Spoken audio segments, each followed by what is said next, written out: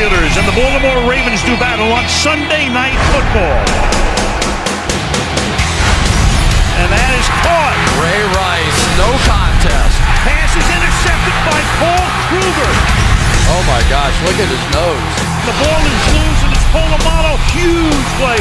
Redmond breaking tackles, gets into the end zone. He is looking like Superman. To the end zone he goes and it's caught for the touchdown. What a football game. Are you ready to bank? And what drama awaits tonight as you look at the standings. If Baltimore wins, they would be 2 up. If Pittsburgh wins, they'd be in a tie with the Ravens for first place in the AFC North. Well, Mike Tomlin is in his 6th season as the Pittsburgh head coach. He's already been to 2 Super Bowls, winning one moments ago. He spoke with Michelle Tafoya. Well, Coach, with Ben Roethlisberger out, you said all week the priority was to focus on the strengths of Byron Leftwich. What are those strengths? You know, he's got a ridiculously strong arm, and it also happens to be accurate. He can hit any spot on the field, vertical or horizontal, and we need to make him defend him. The Ravens offense has been scoring points and putting up yards like never before. Which of their weapons will your defense focus on first tonight? You know, they got a lot of weapons. We can't focus individually on any of them. I guess Joe Flacco's a great place to start since he handles the ball quite a bit. But for us, it's about staying in our wheelhouse, playing to our strengths, and being where we're supposed to be and seeing what we're supposed to see. We believe when we do that, we can stop anyone. Coach, thank you very much. Thank you. And both of these teams are riddled with injuries. The Ravens are without starting cornerback Jimmy Smith, defensive end Pernell McPhee, backup nose tackle Terrence Cody, and starting left guard Bobby Williams. As for the Steelers, in addition to Roethlisberger, they are without wide receiver Antonio Brown, right tackle Marcus Gilbert, and safety Troy Polamalu, who's missing his 6th straight game and 8th of the season. But Tomlin made it clear earlier in the week, Al, and I quote, "We're not looking to make excuses. Excuses are tools of the incompetent." Thank you, Michelle. He never does. Lynn Swan and John Stallworth are here, as are a lot of old Steelers. Baltimore won the toss and deferred. Justin Tucker, who's having a great rookie season. And Chris Rainey back to receive for Pittsburgh, wearing their throwback uniforms for the 2nd time this season. And we're underway in Pittsburgh with a touchback. And let's take a look right now at the Pittsburgh starting offense. Byron Leftwich, Marshall. Rashard Mendenhall, Illinois. Will Johnson, West Virginia. Mike Wallace, Ole Miss. Emmanuel Sanders, Belleville, Texas. Heath Miller, Virginia. Max Starks, Florida Gators. Willie Colon, Hofstra University. Marquise Pouncey, Florida. Ramon Foster, Tennessee. Mike Adams, The Ohio State University. And here is Byron Leftwich, picked in the 1st round by Jacksonville back in 2003. He was going to be their franchise quarterback, lasted 4 years there. And makes his first start since 2009 tonight, and he'll go right to the air. He gets great protection. He goes deep downfield, and it's broken up. And a flag is thrown. Kerry Williams broke it up, intended for Mike Wallace. As on the very first play of the game, they go deep, and they're going to get a pass interference call. I don't think Kerry Williams had any choice. Mike Wallace ran by him like a blur, and he grabbed his arm as he was going by, just trying to slow that bullet down a little bit. I guess we found out about Byron Leftwich's arm. He uncorked that thing. And if you thought they were going to go conservative tonight, well, they may before the night is done, but the first play is good for a 42-yard penalty and a first down at the 38-yard line. And now the run and end around with David Gilreath to the outside. And he picks up 8 yards. And what a start for the Pittsburgh Steelers with Leftwich tonight. Great job by Will Johnson, the fullback, coming across almost sort of a lead blocker and gets the defender upended, allowing that reverse to gain traction.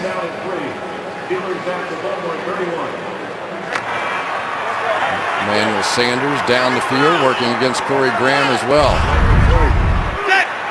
Gain of 7, 2nd down and 3. The running back is Chris Rainey, and they empty the backfield as he sets up to the left side. And Leftwich dancing, buying some time. And Leftwich will take off. And Leftwich is inside the 20. And can you believe that for a start? Touchdown, Pittsburgh.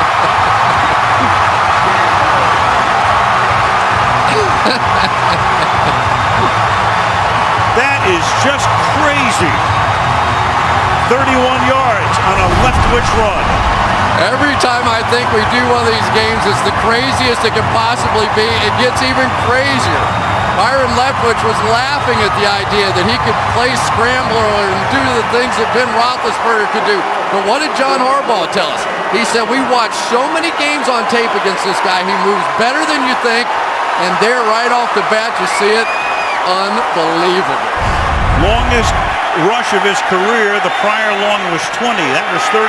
Sean Sweezum for the extra point. It takes 43 seconds. 3 plays. 7-0 Steelers. Tonight Football brought to you by Southwest Airlines. You can find our fares online only at southwest.com.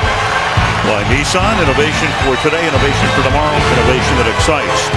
By Papa John's, the official pizza sponsor of the NFL, and by Life of Pi, Wednesday, only in theaters. Well, last night, part of Alumni Weekend, Heinz Field hosting the Taste of the Steelers, celebrating the team's 80th season. And a lot of former stars are here. You saw Dan Rooney back from Ireland, where he is the U.S. ambassador to Ireland, right in the middle of things, as the kickoff is fielded by Jacoby Jones, who's already had 2 run back for touchdowns in the last month. And back we go to Leftwich's touchdown run. Watch the very end of this. Bernard Pollard is going to set up on the boundary, I think, because he wanted to take a big shot at Byron Leftwich. He wanted to get him down to their 3rd-string quarterback, and he paid the price for it. Look at him. He's setting up outside. He's going to hammer Leftwich. And Leftwich said, hammer this, I'm gone. For the record, their 3rd-string quarterback is Charlie Batch. And so Flacco on 1st down now. Hit as he throws, and because he is hit, the pass is wobbly and incomplete. And that's Brett Kiesel coming off a great performance against Kansas City last week, who got there as Flacco released it. Joe Flacco, picked in the 1st round in 2008. He and John Harbaugh came in together. They have been to the playoffs in each of their 4 seasons together. They've won a playoff game in every year, and last year came very close to winding up in the Super Bowl. 2nd and 10 now. And they give it to Ray Rice, who cuts it back, and Rice takes the ball out to the 38-yard line as we take a look at the Baltimore starters. Joe Flacco, University of Delaware. Ray Rice, Rutgers University. Fonte Lee, East Carolina. Torrey Smith, Maryland. Anquan Bolden, Florida State University. Ed Dixon, Oregon Ducks. Michael Ward, University of Ole Miss. Joe Reed, Central Florida. Matt Burke, Harvard. Marshall Yanda, Iowa. Fletcher Assembly, Iowa State. Assembly doing a very nice job moving in as the starting right tackle in his rookie year.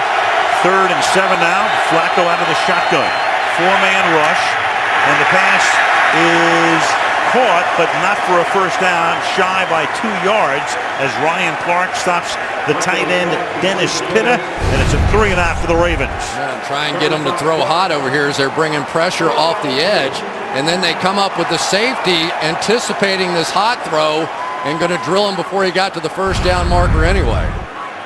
Sam Cook is the Baltimore punter. Emmanuel Sanders sets up at his own 10-yard line for the Steelers.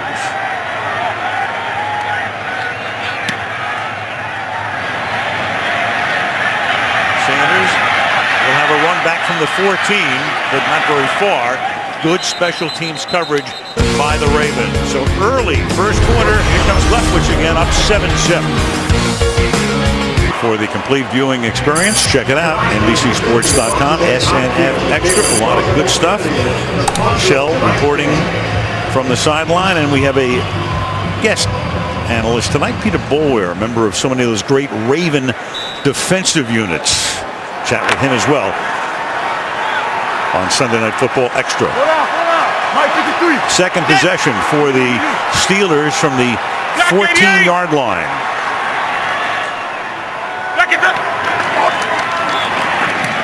And they hand the ball off on first down. Rashard Mendenhall, who's only played in a couple of games, picks up about 3. Let's go back and take a look what happened after Leftwich got into the end zone, Chris, for the touchdown. Watch him. He just stumbles. Nobody hits him. He goes down, immediately grabs that right shoulder, his throwing arm side, goes to the sideline, decides he has to get it loose, grabs it again.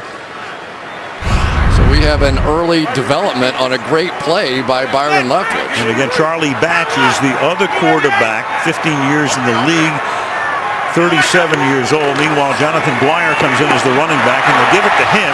And Dwyer breaks one out to the 28-yard line, but a penalty marker is down. Holding, number 74, offense. Half the distance to the goal. Still second down. Walt Anderson makes the call on Willie Colon, the longtime right tackle, now a left guard. Right here's Willie as they're going to come across. Looks like he kind of got wrapped up on him. Grabbed that backside left shoulder, and there's a turn of events. You go from first down back inside your own 10-yard line, but Willie Colon, no doubt about it, has made a big difference. He made that move from tackle to guard, and by his own admission had a lot to learn, but he's definitely getting there. Second and 15. Now Isaac Redmond is the running back. They have 4 running backs active tonight, and Redmond, who had a big game against the Giants a couple of weeks ago, takes it up to the 14. Let's take a look right now at the Raven defense. Altingata, Oregon. Maake Kemoyatu, Utah. Arthur Jones, Syracuse. Hacksaw, Ball So Hard University. Danielle Ellaby, Richmond Senior High School. Jamel McClain, Syracuse University. Alvin McClellan, Kathleen High School. Corey Graham, University of New Hampshire. Bernard Pollard, the Boilermakers. Ed Reed, the U. Kerry Williams, Washburn. Again, that defense ranked 27th in the league, but when they're backed up, they're great. They're number 1 in red zone defense. Go figure. Meanwhile, with the play clock going all the way down, Leftwich is going to take a timeout. Pittsburgh, 30-second timeout. Among the guys missing, of course, tonight, Ray Lewis with a torn tricep. So he is on what in the old days was injured reserve, which meant you were done, but there's a special designation this year, and it's conceivable that Lewis could come back and play at the end of December and then into the playoffs if the Ravens get there. So Ray Lewis is out. A lot of stars. It looks like a Pro Bowl roster on the sidelines tonight, in addition to all of the great old Steelers. Yeah, no doubt about it. Troy Polamalu, we have 7 former active defensive players of the year here, 5 of them in this game. Unfortunately, those 2 you just saw unable to make it. There's one guy who did come back was Terrell Suggs, who tore his Achilles last spring, and he was able to come back just at about the time that they lost Lewis.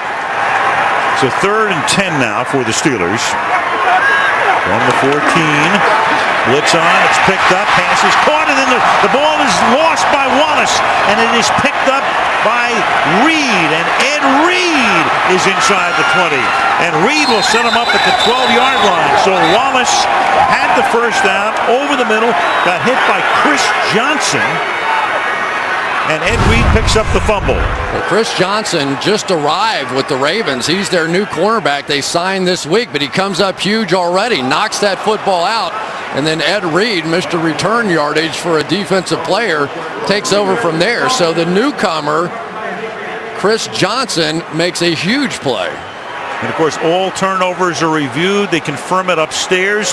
Johnson brought in, as Chris just said, because Jimmy Smith, the cornerback, with a groin problem, and he had a surgical procedure done. So Johnson comes in, makes a big play, and now Baltimore sets up at the 12 with a first down. And Rice will spin and go nowhere. He's knocked down by Casey Hampton, the nose tackle in his 12th season. Drafted number 1 back in 01. Casey Hampton, this is always a little personal for him because they spend a lot of time up front trying to cut his knees. They're really feeling like The best way to attack this front of the Pittsburgh Steelers is to get them moving laterally. Those big defensive linemen cut their knees. That time they were unable to do so, and you see what happens when they don't. We'll go head-to-head tonight with Matt Burke, who's in his 15th season. So the two veterans head-to-head on the nose, second down and 12 from the 14-yard line. And this time it is Rice, and he gets bottled up. It'll be third and long as we take a look at the Pittsburgh defense. Ziggy Hood, Missouri. Casey Hampton, Texas. Brett Kiesel, Grable High School. Go Buffs. Lamar Woodley, University of Michigan. Larry Foote, Michigan. Lawrence Timmons, Florida State. James Harrison, Kent State. Keenan Lewis, Oregon State University. Will Allen, The Ohio State University. Ryan Clark, DBU. IT Swagger University. Hampton looks like he was in a hostage video. Third and 11. They split Rice out.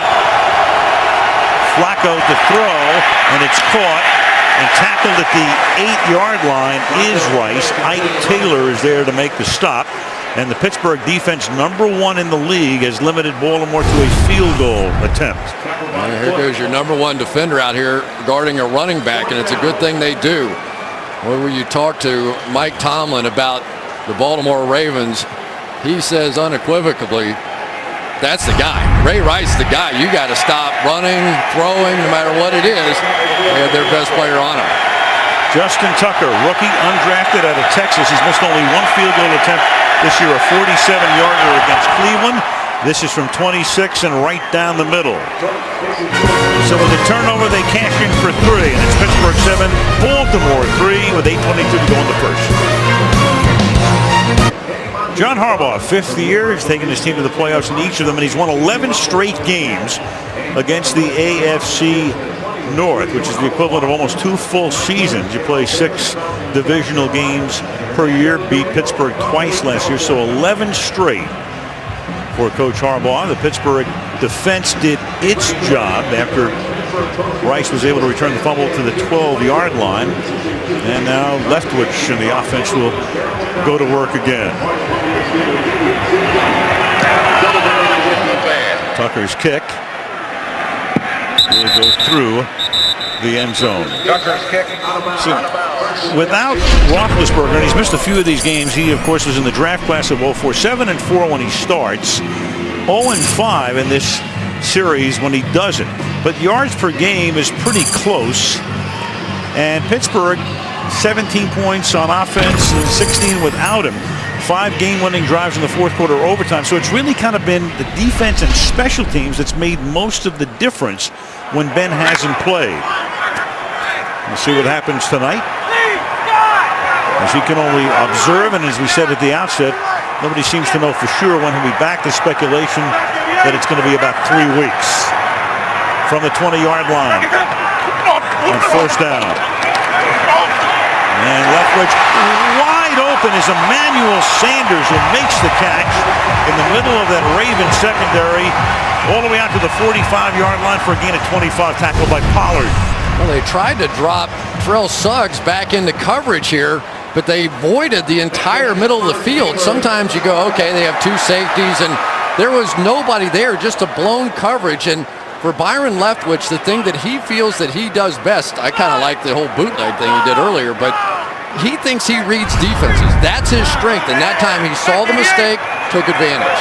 From the 45-yard line, you saw the elongated windup. People have been talking about that since his rookie year. Here he goes again to the outside, buying time and observing, and then throws him. It's incomplete. He may have that elongated windup. I mean, he's not Dan Marino. Let's face it, Marino would be the other end of the spectrum, but he has a cannon. Yeah, he does, and he makes up for the fact that it takes it a little bit longer to get the ball out of his hands by the fact that the velocity makes up for that a little bit. Although I think the reason he's not a starter in the league right now is because of that big windup. Because when you start that motion, it gives defensive backs a chance to jump on the ball. But as far as just getting the ball there, he can do that. Mentioned #1 pick by Jacksonville in 03, and when David Garrard took over for him, and he began an odyssey that went to Atlanta, Pittsburgh, Tampa Bay, and now back to Pittsburgh. And he throws, and that one is incomplete. And that was Williams covering on the play. He didn't even turn around. He was just looking at Mike Wallace, the intended receiver. Third down. Well, Kerry Williams is not afraid. He's getting right in the face of Mike Wallace on the outside. He's going to give him a little Deion Sanders treatment, and he's perfect position. The ball hit him square in the back. Kerry Williams has really stepped up this year. Of course, they lost their best cornerback, Ladarius Webb, and he has stepped up with 4 interceptions after not having any the first 3 years in the league. Webb gone for the season. Third down and 10. Out of the gun, 4-man rush, and Leftwich under pressure, and down he goes, and Paul Kruger comes in from the outside to get the sack and make it 4th down. Leftwich tackled by Kruger. Paul Kruger's strength is playing with his hands. He is just magical. Watch the way he gets Mike Adams' hands off of him. He has the quickest swat when he comes in there. He just gives it a little thing with his hands right there and right through to the quarterback.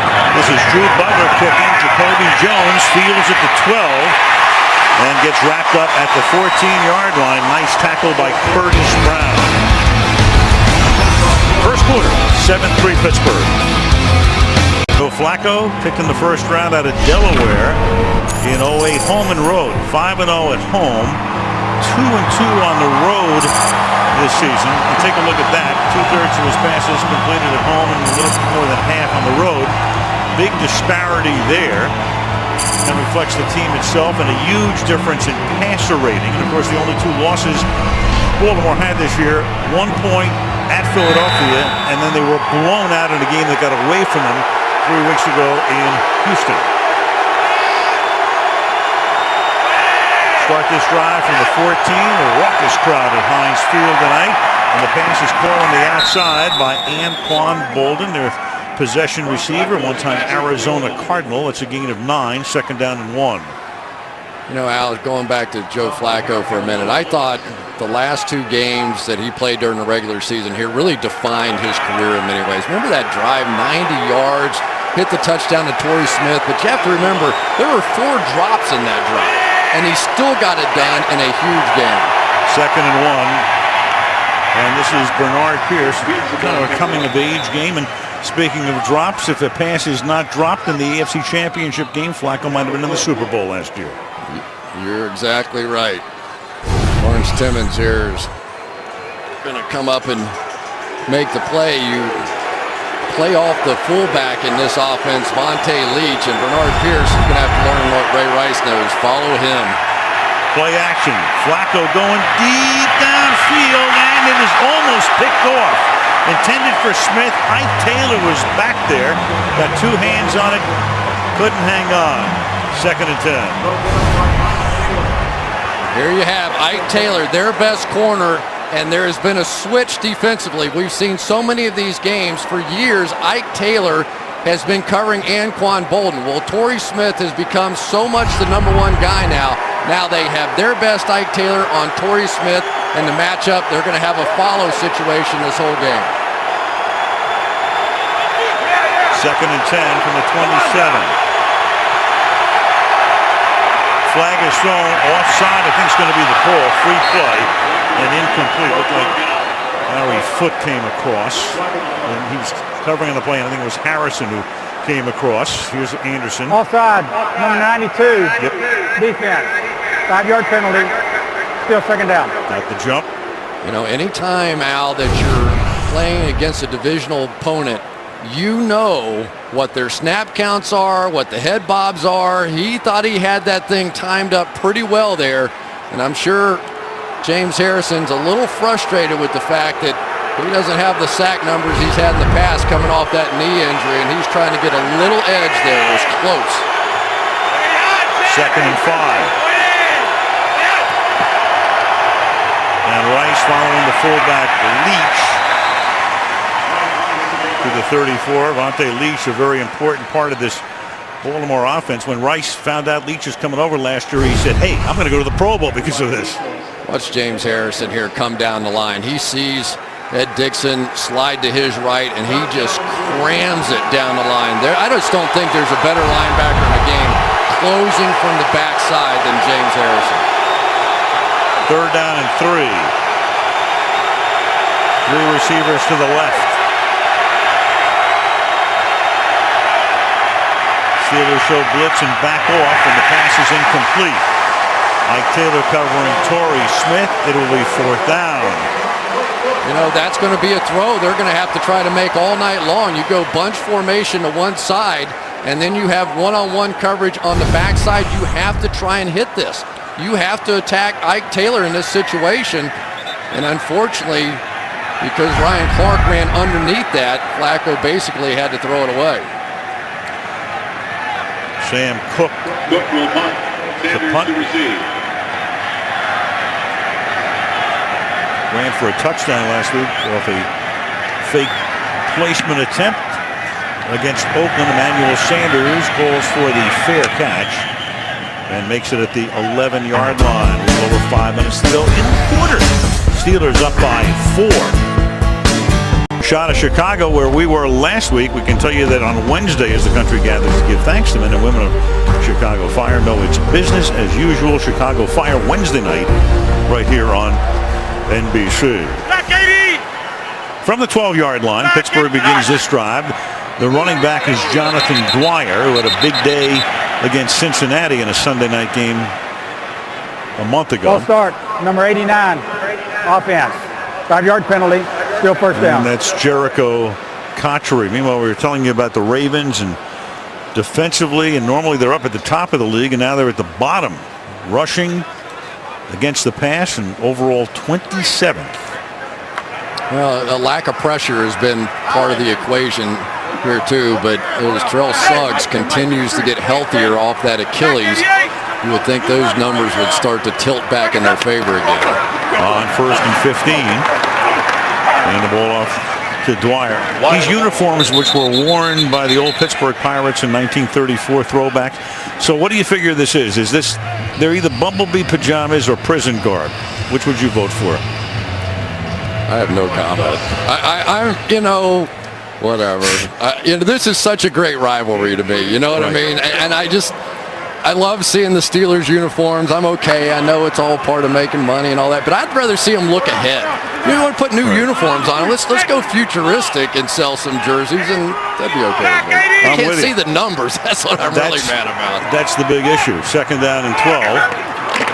Apart from that, no problem. Handoff goes to Jonathan Dwyer. In fact, it's so hard to read them that Malibu Kelly Hayes, who's been spotting for me for more than 30 years, just quit. He'll come back. 3rd and 10 for Pittsburgh now. Yeah, a lot of different looking guys now out there on the defensive side. We're so used to seeing Ray Lewis, Ladarius Webb, all these guys on the defensive side for the Ravens. But there have been guys really step up. Paul Kruger's been playing great. Bernard Pollard, a guy that has taken over sort of the emotional lead. Daniel Ellerby inside. A lot of guys that maybe you don't know as well, but have been really playing good football. Steelers' best 3rd down conversion rate in the league to this point this season. And Leftwich has his arm hit as he throws. And the pass incomplete. That's Paul Kruger, who had a sack on the last series, who hits him as he throws it, and it's 3 and out. I'll tell you, Mike Adams is having big problems right here. Kruger coming off this edge, and he's going right through Mike Adams on the outside. Kruger had a huge game last week. That ball was almost hit before it came out.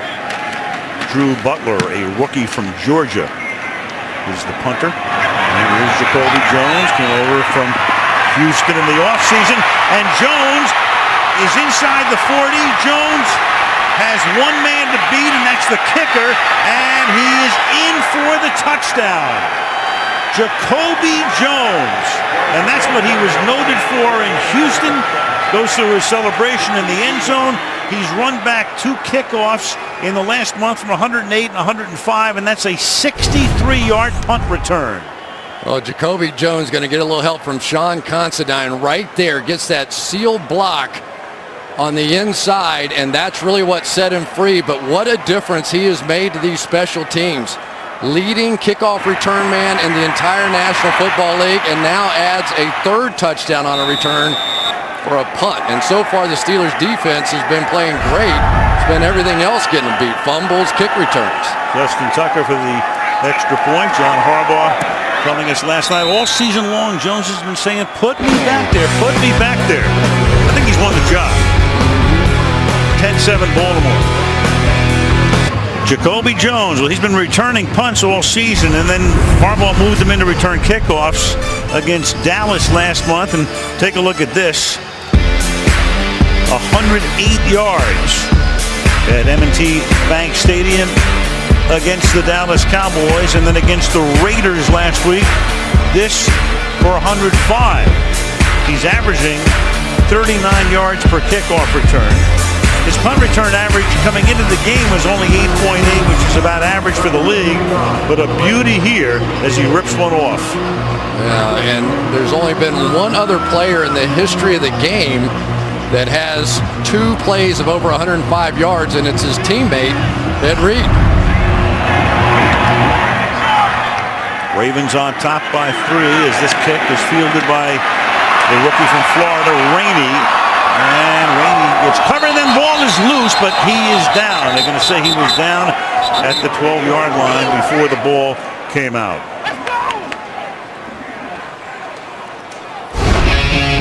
That Ravens defense, you go back to the 2000 season, and if you go through the 12 years since, you can see where they have ranked second overall, and then 26 this year, second in points allowed, 13th this year. But in the red zone, they're as tough as ever. Yeah, they are, but it has been a tough year. You lose Ray Lewis, their emotional leader. You lose Ladarius Webb, their best cover guy. You know, you're kind of starting from scratch every week. So Dean Pease, the defensive coordinator, Chuck Pagano, was the DC last year. Now the head coach, of course, at Indianapolis, as the pass is caught by David Paulson. It's not Heath. No, they give him that Heath. They can't read the numbers either. Right. Every time a tight end catches it, you get that Heath chant. This time it's Paulson, though, who is a rookie out of Oregon, picked in the 7th round.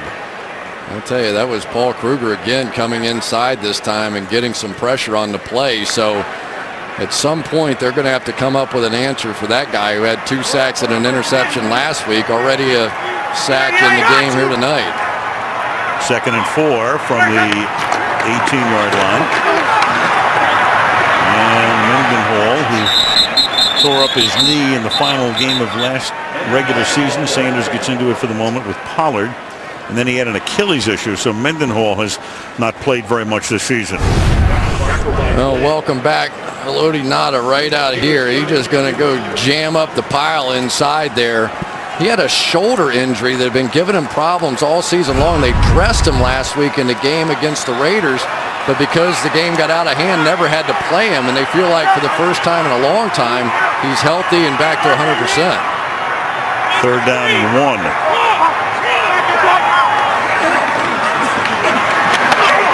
And Leftwich going deep and incomplete. Intended for Jericho Cotchery. So they go long on 3rd and short. Now it's 4th down. Paul Kruger with his moves, with his hands, he is giving Mike Adams fits on the outside. They are going to have to start giving him some help, because right now Byron Leftwich has taken too many shots, and we already saw his shoulders a little sore after that long touchdown run. Butler's 3rd punt. And Jones calls for the fair catch and then lets it go, and it bounds out at the 29-yard line. Dick LeBeau is 75 years old, and there he is, the defensive coordinator of the Pittsburgh Steelers, and leave it to him, no matter how many injuries he has or what he has to do, moving guys in and out of the lineup. 54 consecutive years as a player or as a coach. He's the only guy I know, though, that gets mad if he shoots his age. He shoots 75, he's in a bad mood. He's usually around par or better. Take it back low and slow, bro, is what he tells you on the golf course. Here's Rice to the outside, and Rice loses the ball, and then he goes out of bounds, so Baltimore will retain possession. In fact, you played for Dick LeBeau in Cincinnati. He was a part of both the teams that we had that went to the Super Bowl, lost both Super Bowls, but it's a brilliant guy. That whole zone blitz concept really got started with him in Cincinnati, and I'll tell you, it's going gangbusters to this day. Second down 11. They're ranked number 1 defensively in the league, and it's Rice who gets free down the sideline when it looked like Flacco was looking to maybe even throw it away, and Rice somehow gets free down the boundary, and it's a 30-yard gain. We got Lamar Woodley, who's going to be out here in the flat, but you have the cornerback inside who is chasing the wide receiver across the field. So I think Woodley was thinking the corner was behind him when he wasn't. From the 45 now, here's Flacco setting up, and he goes to Pierce, and Pierce breaking a tackle, and should have enough for the first down. The rookie out of Temple as we check with Michelle. Tight end Dennis Pitta went back to the locker room after the Ravens' first drive. We're told he's being evaluated, but the Ravens won't say for what. But I can tell you he was woozy leaving the field, had to get some support walking off. All right, Michelle, that could be a big loss. He's second in receptions on the team with 37. And the pass to the outside is caught by Bolden. In the waning seconds of the first quarter, that's a gain of 9. It'll be second down and 1 for Baltimore. Yeah, you're going to have to keep an eye on Anquan Bolden tonight because he's used to seeing Ike Taylor on the other side. So now he gets the younger player, Keenan Lewis. And Joe Flacco, seeing that matchup, may come back to Bolden more than usual. And they'll let the clock run out, and that will be the end of the first quarter with the score: the Baltimore Ravens 10, the Pittsburgh Steelers 7. NBC's Sunday Night Football from Pittsburgh continues after these messages. Get a shot. Aerial coverage tonight brought to you by Geico, downtown Pittsburgh. It's the Allegheny on the left and the Monongahela on the right, and that's where they form the Ohio River. Downtown Pittsburgh on this Sunday night. It's second down and 1. Baltimore begins this drive from the 20-yard line, and Ray Rice is close to a first down. As they take a peek here, and Anderson looks over to the sideline and says, "Bring in the sticks." The strength of this Baltimore Ravens offensive line is right here. These two guys, Marshall Yonda, probably the toughest guy on their football team, and the young kid, Kelechi Osemele, on the outside, the second-round draft pick. They think he is going to be a superstar. Big-time player, gets a chance to play next to Yonda, incorporate some of that toughness into his game. But that's where they're going to go when they need a play, especially in the running game. And they picked up the yard they needed there, so it's a 1st and 10 at the 19. I wonder what's going through Ray Lewis's mind having to miss this game. You know, I mean, he loves football. He wants to play them all, but this game is different. And in 2 weeks when they meet again in Baltimore, he still won't be ready. From the 19, Flacco throwing into double coverage and incomplete, and Smith diving for the tip ball. It'll be second and 10.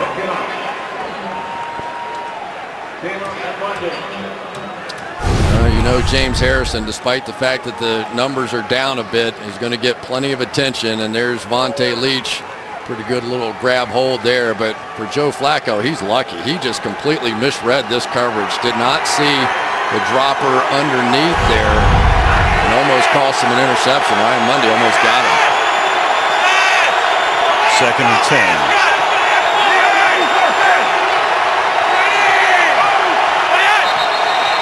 A lot of movement on both sides here, unless you've got 3 flags. False start, number 76, offense. 5-yard penalty, still second down. Ja Reed, the left guard. Let's go to Michelle again. Hey, a quick update on Dennis Pitta, the Ravens tight end. In fact, he has a concussion and he is out for the night. All right, thank you, Michelle. And that means we'll see a lot more of Ed Dixon, who sees a good deal of playing time anyway. Billy Bajema is the 3rd tight end, and moves up to number 2. Pitta was their best receiving tight end, so it definitely will hurt this passing game. Second and 15 from the 24. Not one down lineman in the formation here.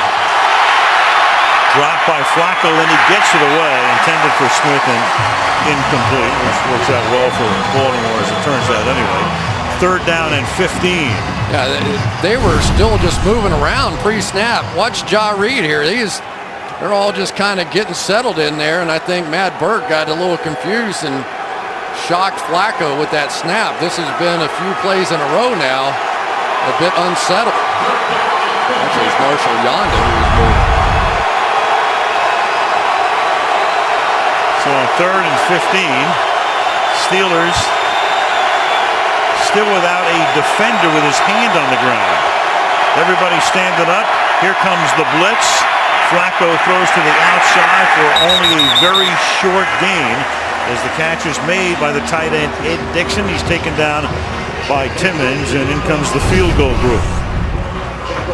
There we go. Lawrence Timmons right there is going to be on a read blitz. He tries to make it look like a blitz, but he still has the speed to be able to get outside against Ed Dixon and make that play. Flacco thought he was going to have a freebie out there, but it was the speed of Timmons that recovered. 41-yard attempt for Justin Tucker, a guy who sings opera in 5 languages. I kid you not. You don't? Who doesn't? And Tucker, who's missed only 1 all season, has just missed his 2nd. The open end of Pittsburgh gets another one. The fat lady just saw him. Very little story here. Byron Leftwich almost wound up as a Baltimore Raven in 03. Terrell Suggs did. There's Ozzie Newsome, who's done a fantastic job as, in effect, the GM at Baltimore. But in the 03 draft, Ozzie's trying to trade up in front of Jacksonville to get Leftwich. And we'll fill in the rest in a second here. From the 31-yard line, Rashard Mendenhall is the back, and he'll take it through the middle. So Minnesota has the 7th pick. They make a trade, Baltimore and Minnesota, but they have to call it into the league. And remember, you're on the clock. And so Minnesota's calling in. There's only one line going to the league desk, and Ozzie keeps dialing and getting a busy signal. So time runs out. Minnesota has to cough up the pick. Jacksonville moves in there because they're next. They get Leftwich. So Baltimore doesn't get him. And there it was. Leftwich, then Gross goes to Carolina. Kevin Williams winds up going to Minnesota. That turns out fine. And then Suggs gets picked by the Ravens, number 10. Yeah, he gets stuck with the defensive player of the year. Terrible. 2nd down and 8. Leftwich buying time and then throws, and it's caught up at the 50-yard line. And that time they can let out the Heath chant because that is the real Heath Miller. It's unbelievable to watch Byron Leftwich move around like Ben Roethlisberger, though. I mean, this is a guy that had exactly 5 practice snaps the entire season coming into this week before he got a chance to do the first-team reps this year, and he looks so comfortable on the field. I mean, he is just gliding around, moving easily. He's got a little something working that we haven't quite figured out. Yeah, we saw that at the end of the touchdown run on the 3rd play of the game. From the 49-yard line, a draw, and this time they give it to Dwyer. We saw him have a big night in Cincinnati, and Mike Tomlin was saying, hey, he's not Jerome Bettis, but he has those Bettis-like qualities. Yeah, he is, but they are basically a between-the-tackle running football team. They run between the tackles more than anybody, and what they were hoping tonight with the return of Rashard Mendenhall is they would have the ability to stretch this Ravens defense a little bit outside. But so far, Rashard Mendenhall hasn't been able to pop one out there, so maybe they're just going to keep hammering inside. 2nd and 4 from the 45.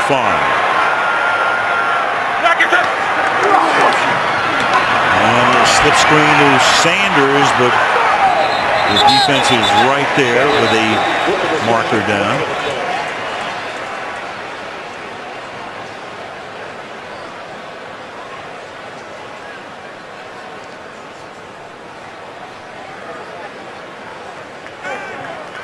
Illegal block in the back, number 89, offense. 10-yard penalty, still 2nd down. Jericho Cotchery. Chris talking about between the tackles. You would figure the Steelers, 62% of the runs inside the tackles, excluding drop plays, by far the highest percentage in the league. Only 5% of their runs outside the tackle. So you know where they're going. 62% way above the league average.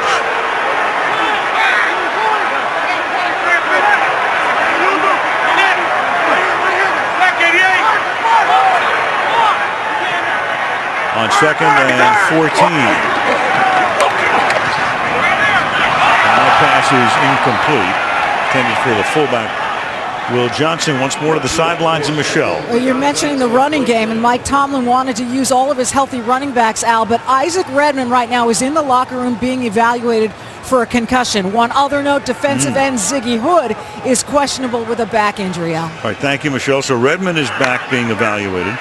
You've got Todd Haley as the new offensive coordinator. Last year he was the head coach of Kansas City. He gets Mendenhall back tonight. He has Dwyer, who's been dinged, but is playing tonight, obviously. And Chris Rainey is the other back. 3rd and 14. And Baron Batch is another back as well. And that elongated windup in the pass is incomplete, intended for Emmanuel Sanders as Leftwich goes down. It'll be 4th down. One of the issues with this big windup is if you get somebody hanging on you, like we've seen with Ben Roethlisberger over the years, you can't take that kind of windup. Leftwich, he didn't even know he did it until the first time he ever saw himself on tape. He said, I never had anybody coach me when I was young. And Butler's kick is fair caught by Jones at the 20-yard line. Early in the second, it's Baltimore by 3. You can get coverage of every NFL game with NFL Mobile. Call ** NFL to download or go to NFL.com/mobile. Pittsburgh, very nice night. No wind, temperature in the mid-40s, clear skies. This drive starts from the 20-yard line, and the ball is handed off to Bernard Pierce, the rookie out of Temple, picked in the 3rd round. The backup to Rice, tackled by Ike Taylor, gain of 4. And so far this game has gone true to form. Neither team has converted a 3rd down yet. The Ravens 0 for 4, the Steelers 0 for 5. And last year in this game, the Ravens were 14 for 21 converting on 3rd down, unprecedented as far as the Ravens football team goes. Tonight, a different story. 2nd and 6 out of the gun. Inside give to Rice. Pittsburgh's done a good job bottling up Rice in most of their meetings since Ray came into the league as the 2nd-round pick back in 2008. Second behind Flacco. It'll be 3rd and 4. James Harrison is trying to time up this snap count. He's looking right down the line of scrimmage, and he's either getting off just on the snap or just a moment ahead of time. But I think the Ravens are going to have to make an adjustment. They're going to have to get word to Matt Burke that Harrison's about to time one up.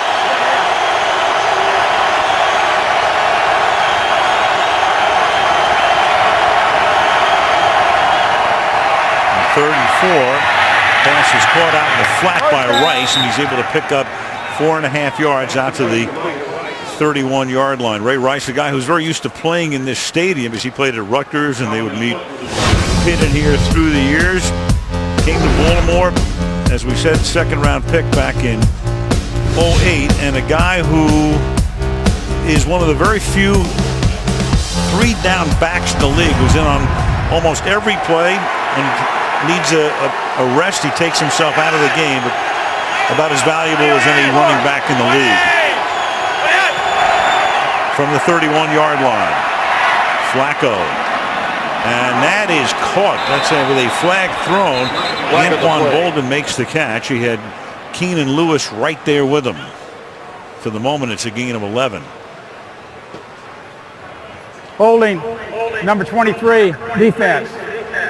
Penalty is declined. The result of the play is a completed pass for a 1st down. Got the old cross blitz here, but watch Vontae Leach very patiently wait on the 2nd guy, Lawrence Timmons, and pick it up. If you're going to beat the Pittsburgh Steelers defense, you have to be able to pick that one up. And once again, we've got Bolden on the outside working against Keenan Lewis. Probably going to see a lot of that now. 1st down, quick toss. And this is Bolden, and that time the tackle is made right off the bat by Keenan Lewis after a gain of 2, 2nd and 8. You know, this has been a big play team for John Harbaugh this year. One of the top teams in the league as far as deep completions down the field. But the Pittsburgh Steelers have been equally good against it. 0 for 14 coming into this game. Teams trying to throw the football down the field against them. And we'll see what play call Cam Cameron just made on a 2nd down and 8 to Rice. And Ray has room to the outside. He gets to the 49, another penalty.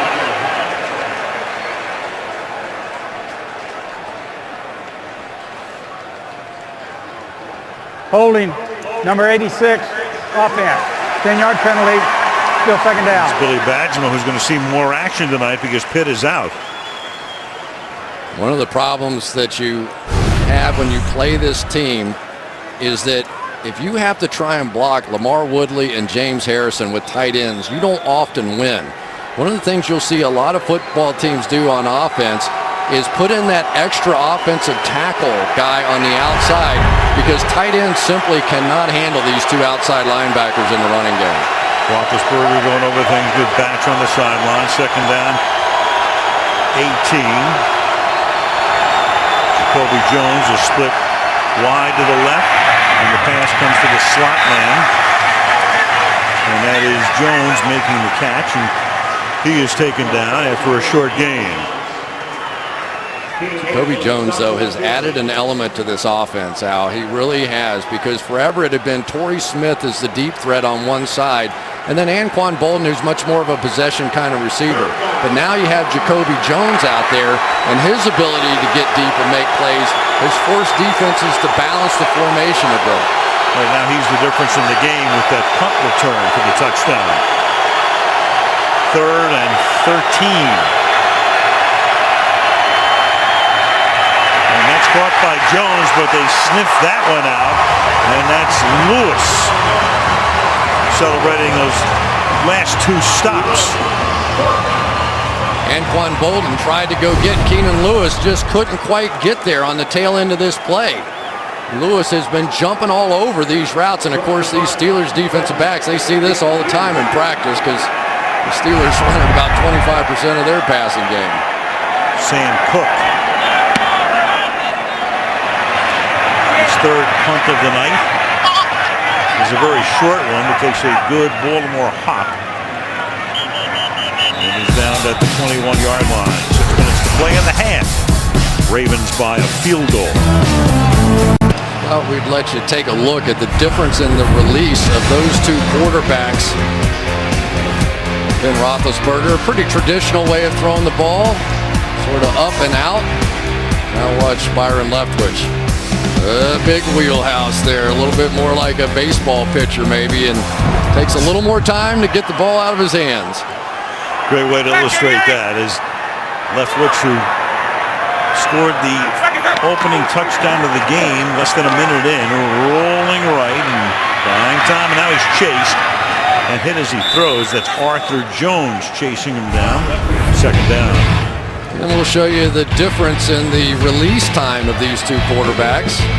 Big Ben gets it out about .37. That's pretty good. And Leftwich just about the same. How about the velocity here? A little over 50 miles an hour, about average in this league.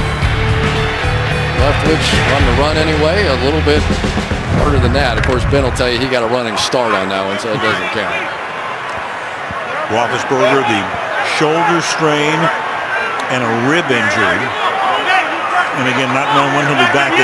They're at Cleveland next Sunday and then at Baltimore, and this will be before the snap here.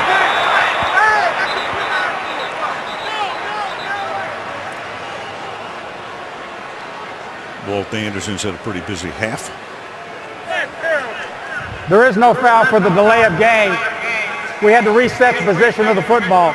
It's 2nd down. All right. Mike Tomlin. You know what he said about this game? He said it's going to be grimy. That's okay. We're mutters. We're a grimy bunch. We endure misery better than most. He makes you want to play football, doesn't he? Well, he is, and still the second youngest coach in the league. Second only to Dennis Allen of Oakland at age 40. To the outside, and that's caught by Wallace. And Chris, I think about the two coaches tonight, and both franchises went young. They went to guys that people said, what? You're going to hire John Harbaugh, who was the special teams coach at Philadelphia for a long time, and Tomlin, who'd worked under Tony Dungy and then went to Minnesota. So in both instances, the fan base was shocked. And it's worked out pretty well. And arguably Mike Tomlin, when he came out, was the hottest defensive coordinator there is. You put him with Dick LeBeau. How much defensive knowledge is there on this staff? 3rd down and 1. And trying to get that hard yard is Jonathan Dwyer.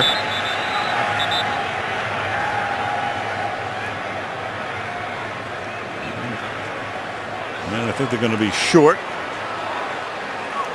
Putting the ball down at the 30-yard line, so Tomlin takes a longer look at it and then sends in the punting group on 4th and 1. Ake Kemuatu, Arthur Jones right here, sat backside. They did not trust that the play was going to go front side, and force the Steelers off the field. And Jacoby Jones makes a fair catch, so Pittsburgh after that opening thrust, nothing happening. 10-7 Baltimore. Dan Patrick Show with a new home weekday mornings from 9 a.m. to noon Eastern Time on the NBC Sports Network. So it's fun going on with Dan. He gets paid to do that, huh? Go down to his basement, goof around a little bit. Yeah. That's good. From the 28-yard line on 1st down, Bolden, gain of 7. Will Allen making the stop. There's the oversized helmet being worn by Ryan Clark, who has sustained concussions in 2 of the last 3 games. Yeah, but he had to be cleared by an independent neurologist, so it must be all good. If he were my son, I might recommend against it, but apparently the doctor said he's a go. 2nd down and 3. And slanting over the right side is Ray Rice for a 1st down. We go to Michelle. Well, Ryan Clark told me that larger helmet, he does not like the look of it. He called it ugly. But he's decided that substance is better than style in this case. He wants to be safe. It's also lined with this Kevlar that James Harrison also has. But in order to accommodate this, they had to give him an even larger helmet. It's a size too big. If it gets awkward, they've got another helmet down here without the Kevlar should he get uncomfortable, Al. All right, thank you, Michelle. From the 39-yard line, here is Rice. And Clark, of course, is the guy who has that sickle cell trait that precludes his playing at altitude, meaning he doesn't play in Denver, as was the case on opening night this year. A little bit earlier we talked about Marshall Yanda cutting Casey Hampton. Watch this. You want to play nose tackle? That's what you get. And still Casey Hampton made the play. This is the nastiness of this rival. That's a legal block. There's nothing wrong with that. Except you make a lot of people mad. 2nd and 10. What do you think of that rule? It is the #1 rule in the NFL, bar none, that makes defensive players crazy. It really is. The fact that, with all the safety issues, all the things you can do, offensive coaches will tell you you will never be able to run the football if you can't chop the knees of the adjacent defensive lineman. And so it's gone back and forth in the league many times, but they've never outlawed it. 3rd and 10 from the 39-yard line.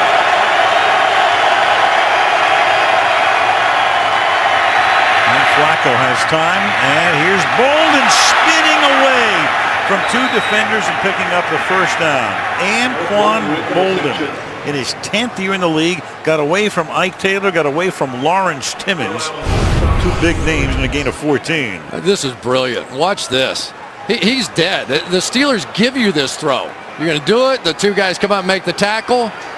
Not that time. That is absolutely awesome. 6 catches for Bolden for 52 yards. And that Flacco throws high, intended for Torrey Smith. Did a nice job on Smith tonight. 2nd and 10. You know what they're doing? They're taking Ryan Clark and running him, whether he's at the line of scrimmage or back, underneath Torrey Smith on almost every play. So he's going to come up underneath here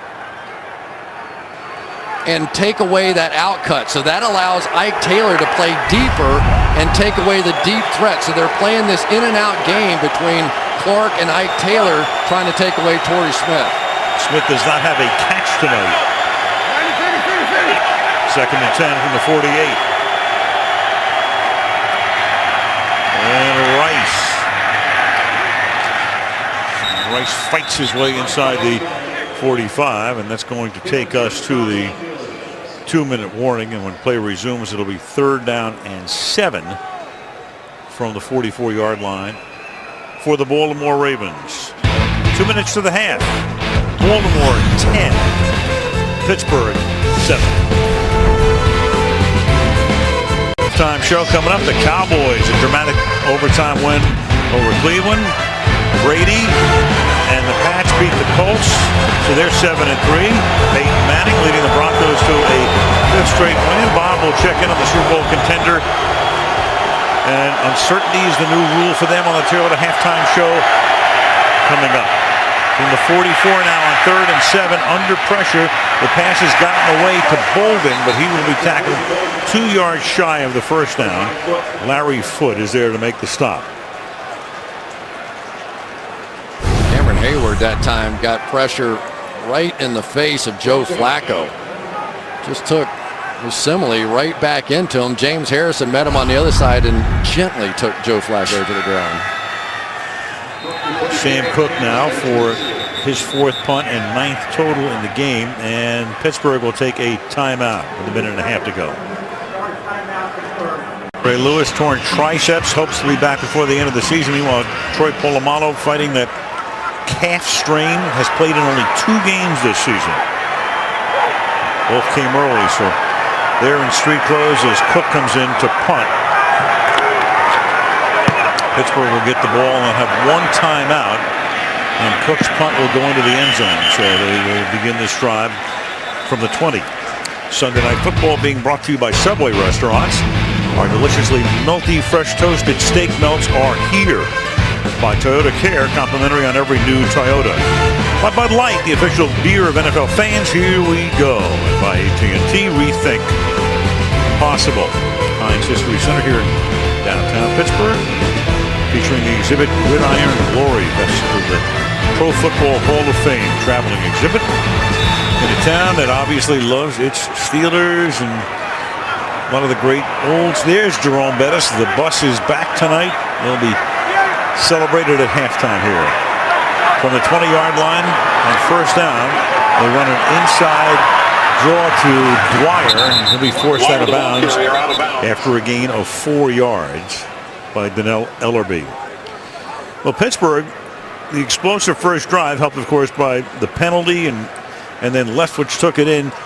So 2 plays plus the penalty, but since then, just 2 first downs for Mike Tomlin's offense.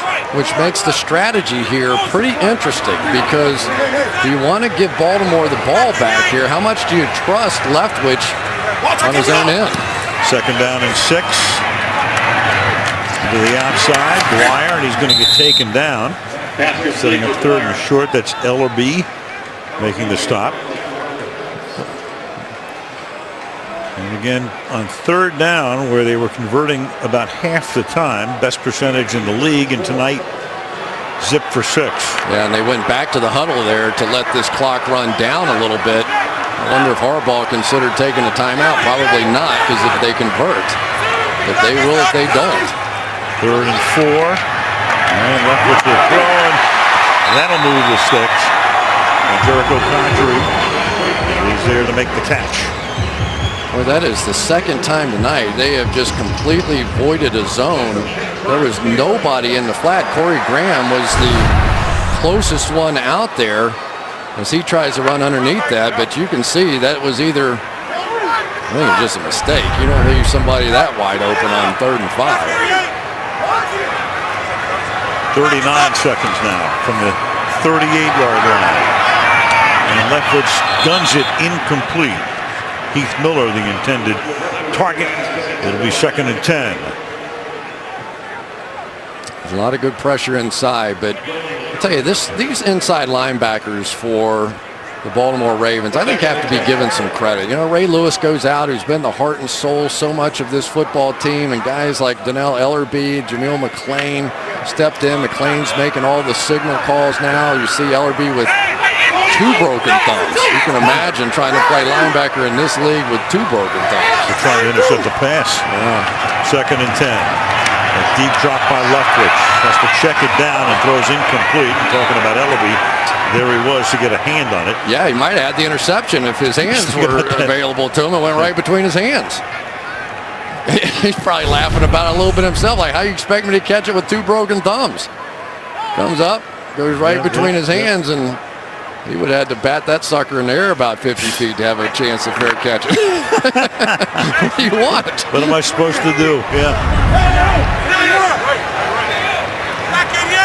3rd and 10. Blitz coming. And the pass is underthrown.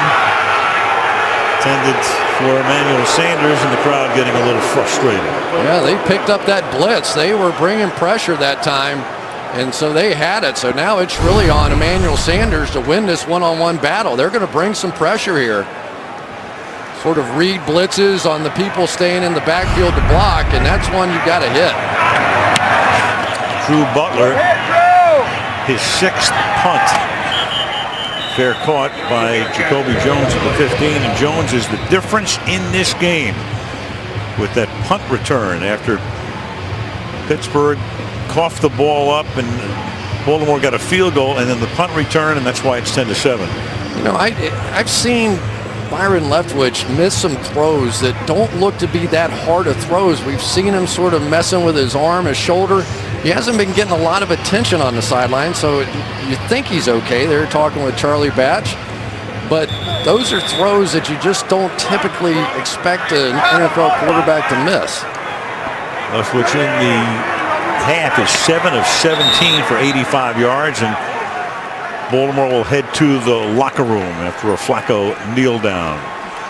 So we've played 30 minutes in this intense rivalry, and the Baltimore Ravens lead the Pittsburgh Steelers by a score of 10-7, with Baltimore getting the second half kickoff. Coming up next, we'll do a halftime show after these messages from your NBC station. Halftime, Baltimore 10, Pittsburgh 7. Beautiful shot of downtown Pittsburgh. Al Michaels, Chris Collinsworth, Michelle Tafoya. So Baltimore doing nothing on the ground, and through the air, 116-78. Total yards about even, and Pittsburgh had that one turnover which Baltimore cashed in for 3 points. But the Jacoby Jones run back is the difference in the game, as Baltimore tries to go 2 games up on Pittsburgh. The Pittsburgh win, and they would be tied for first place in the AFC North as the second half begins. Jones a couple of yards in, out past the 20, and another good run back for Jacoby Jones out to the 31. Let's go to Michelle. Well, I spoke with Jim Harbaugh, and he said after the Steelers scored that first touchdown on their opening drive, his defense settled down. Now, they've only run for 20 yards, but he said we're going to keep on running the ball. We've got to get our offense going. But emphatically, he said we have got to complete passes. As for Mike Tomlin, he said, well, this is the kind of game we expected. It's grimy and ugly. He said special teams needs to even the score. I asked him about Leftwich out. He said he's fine, but running back Isaac Redman is out with a concussion. All right, thank you, Michelle. So Redman out, Leftwich in the half with 7 of 17. Flacco hands the ball off to Rice, and Rice for a gain of 8, which is big news tonight for him because he was 10 for 13 yards prior to that 8-yard run. Misdirection that time. Fullback goes this way, Rice goes that way. Just try and give him a little curveball. Watch Rice with these jump cuts in there. You know, he can make a 7-yard run, think you're watching a show.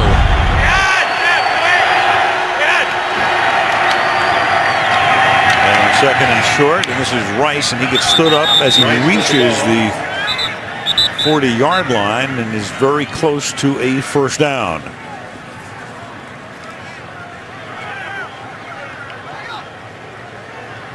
Walton Anderson eyes the sideline, then moves the ball back a few inches, and it's going to be third down. Right. I'm sure that John Harbaugh is thinking, say what? Yeah. It was right on the line, looked like a first down, and then moved it back.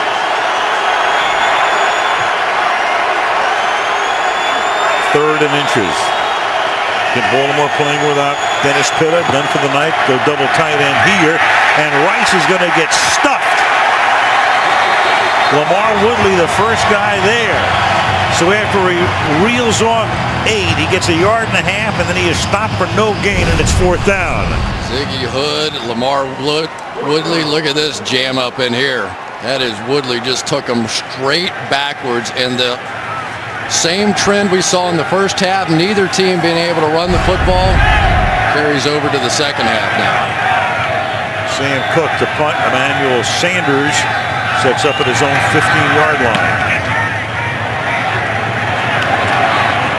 And Sanders makes the fair catch at the 15. The Pittsburgh offense can get something going.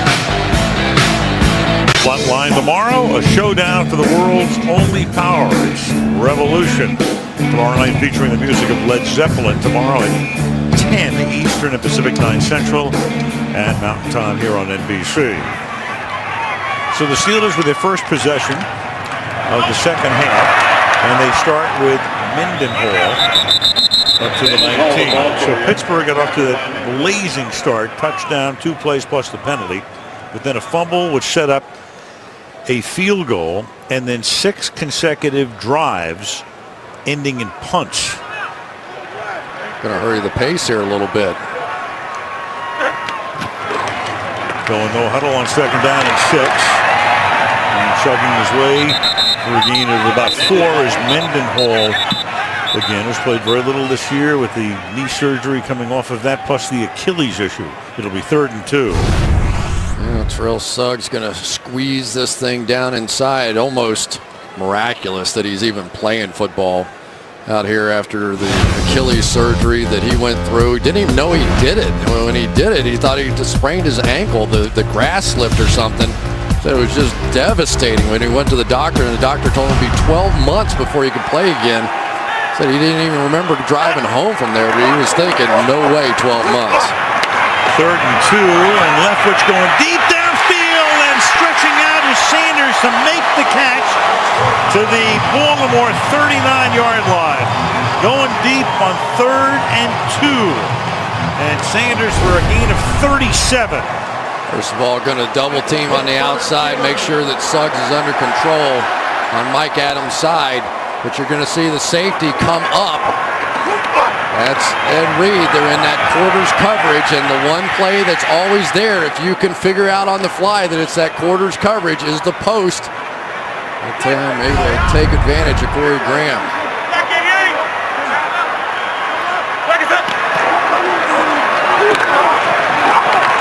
This is Jonathan Dwyer gaining 1, 2nd down and 9.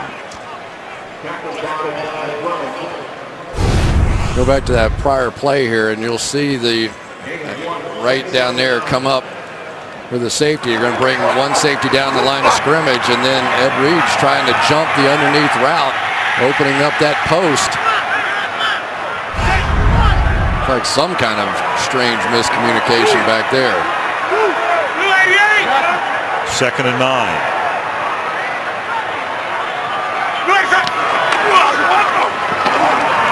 Dwyer.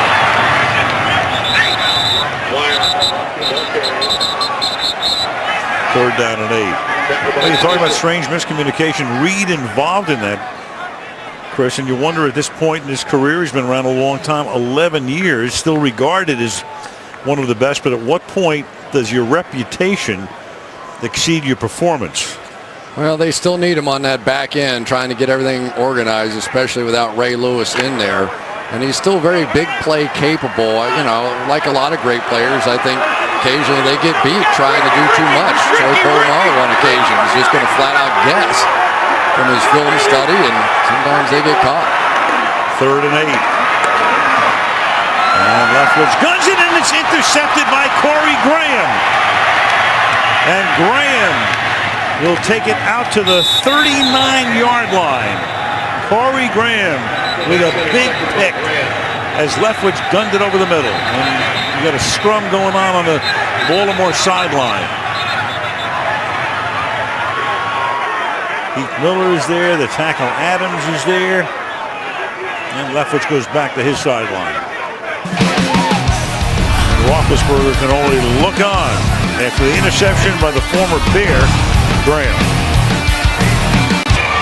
Corey Graham with a big-time interception against Byron Leftwich, and really just sort of fooled him into thinking he was going to settle underneath in the underneath coverage, cut off the Steelers receiver, and then undercut him. You expect for the most part that underneath coverage to not drop back, but Corey Graham fooled Leftwich and got it.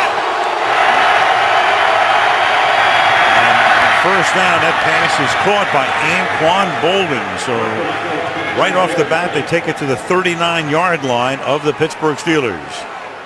And Keenan Lewis again is going to get a full dose here of Anquan Bolden. They ran James Harrison underneath the out. So now the adjustment's made and they're coming back inside. And they go quickly on the snap. And that is Clark pointing to his helmet, that oversized helmet, as he makes the tackle there on Rice, 2nd and 5. Well, I tell you, Ryan Clark has really stepped up without Troy Polamalu in the lineup. Watch him come fill this inside out. A guy that's had 2 concussions in the last 3 weeks in. Kevlar, got it. Don't worry about it.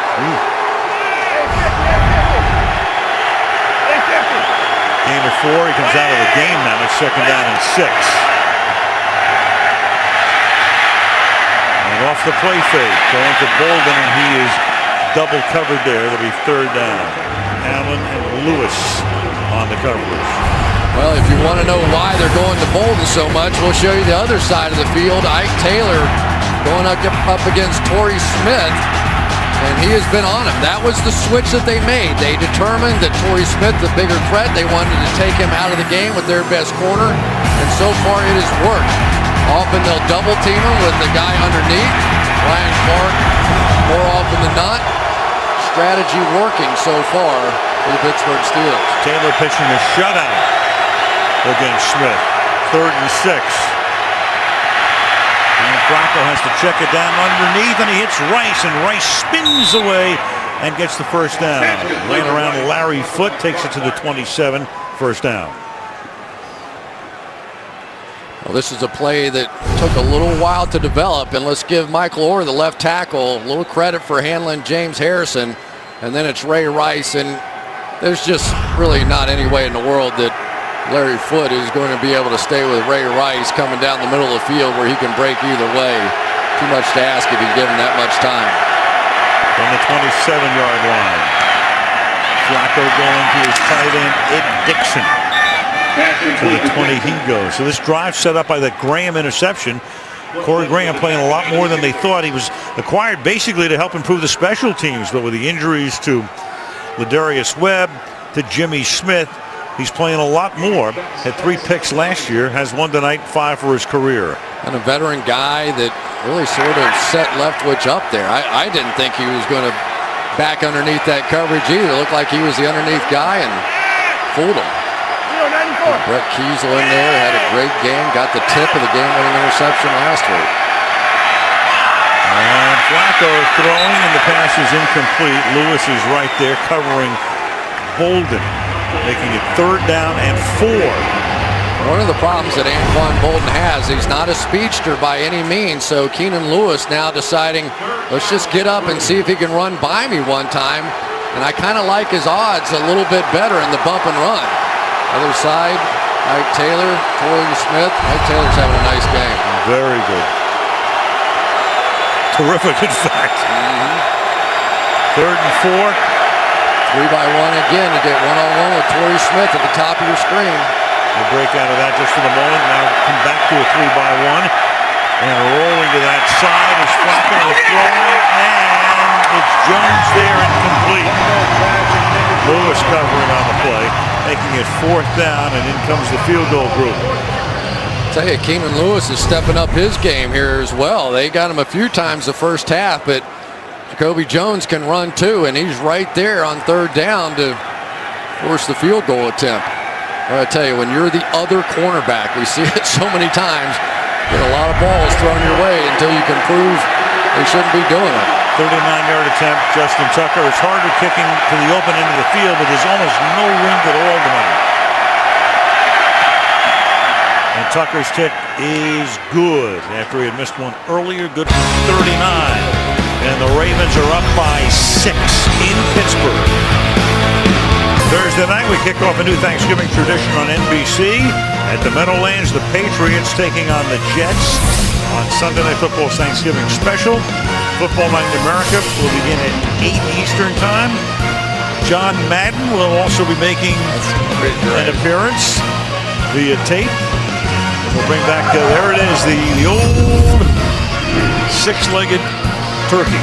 Turducken, right? Turducken. So, players of the game, get ready. John Madden is judging you, baby. Chris Rainey from 3 yards in the end zone. And that Baltimore special teams unit just continues to do its job as they have all season long. 6-point game. At Palisades Park in New Jersey, they used to have a ride called the Loop-de-Loop. We have our own Loop-de-Loop here. He does. He's got a big motion, and it was interesting talking to him about it. And he said, you know, I didn't have a quarterback coach to teach me how to throw when I was growing up. He said, we just threw rocks, and that's kind of the motion you use to throw rocks. And he's carried it right into about a 10-year career in the National Football League. From the 16-yard line on 1st down. And Leftwich. Hit as the catch is made at the 12-yard line. Bernard Pollard takes care of Mendenhall. Again, to set the importance of this game, if Baltimore wins, they're up by 2. Huge. If Pittsburgh wins, they're tied for the top spot. They don't have the tiebreak. And we saw what that meant last year. They both finished 12-4. Baltimore had home field except for the New England game. Pittsburgh got T-bowed. Yeah, they sure did. And this game is just setting up to me to be another one of those finishes. But at some point now, Leftwich is going to have to prove that he can work this ball down the field and get the passing game going. 2nd and 14. That's Jonathan Dwyer. And Dwyer breaking tackles. We might start screaming bus here in a minute. Is that what the Bush used to do, that little thing around his helmet? Maybe he's trying to take on the persona here. He's stuck. This is not going to be a 1st down. He picks up the final 4 yards after contact. One of the top guys in the league as far as after contact yardage. And here you're going to see it. He gets drilled. Still picks it up.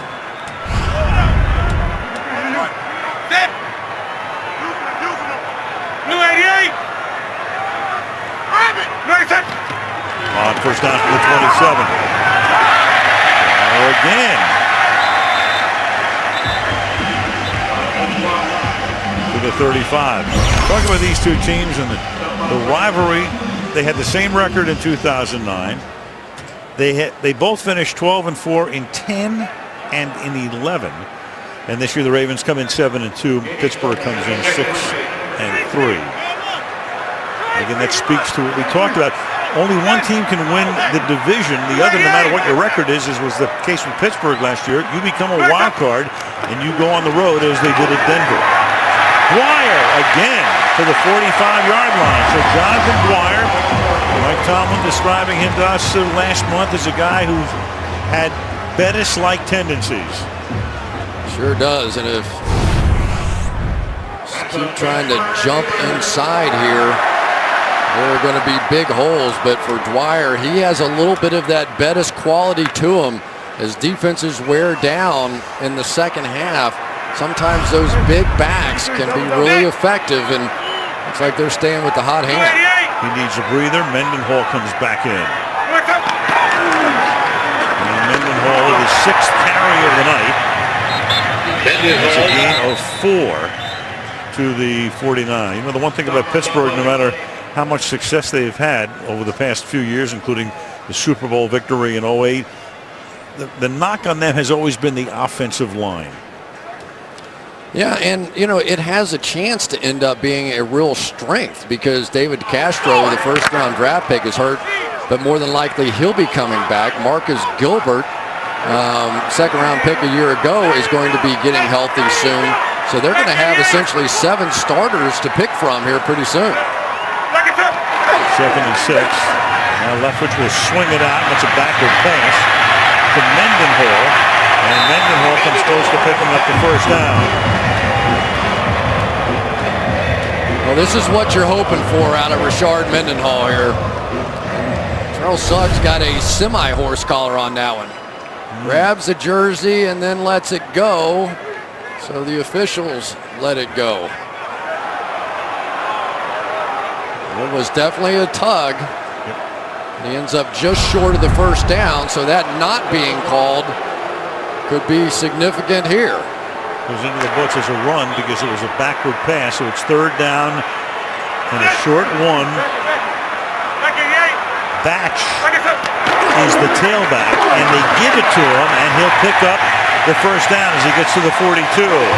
So Redmond is done for the night. You got Mendenhall, you got Dwyer, and now you got Batch, and we go to Michelle. Well, these two teams will play again in 2 weeks, and I spoke to Ben Roethlisberger before the game. He said he's expecting to undergo further evaluation of his injuries this week, Al. He hopes then he'll have an indication of when he can practice again. Right now, he has no idea what the timetable is. I asked him how he feels physically, just standing here on the sidelines. He said it doesn't feel good, and emotionally, he said awful any night but this one. Thank you, Michelle. So he's going to miss tonight, obviously, maybe Cleveland next week, and then, as you say, in Baltimore in 2 weeks. Off play action. Leftwich fires, finds the open man at the 21-yard line, and that is Emmanuel Sanders, and a flag comes in at the end on the hit by Reed.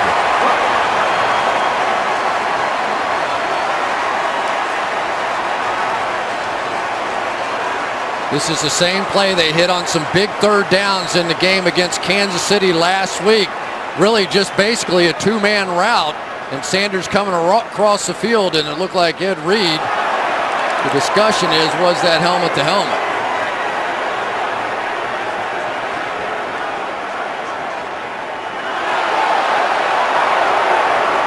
Personal foul, unnecessary rushes, number 20, defense. That's the distance to the goal. First down. Go with the play action fake, and you're going to get the deep crosser in here.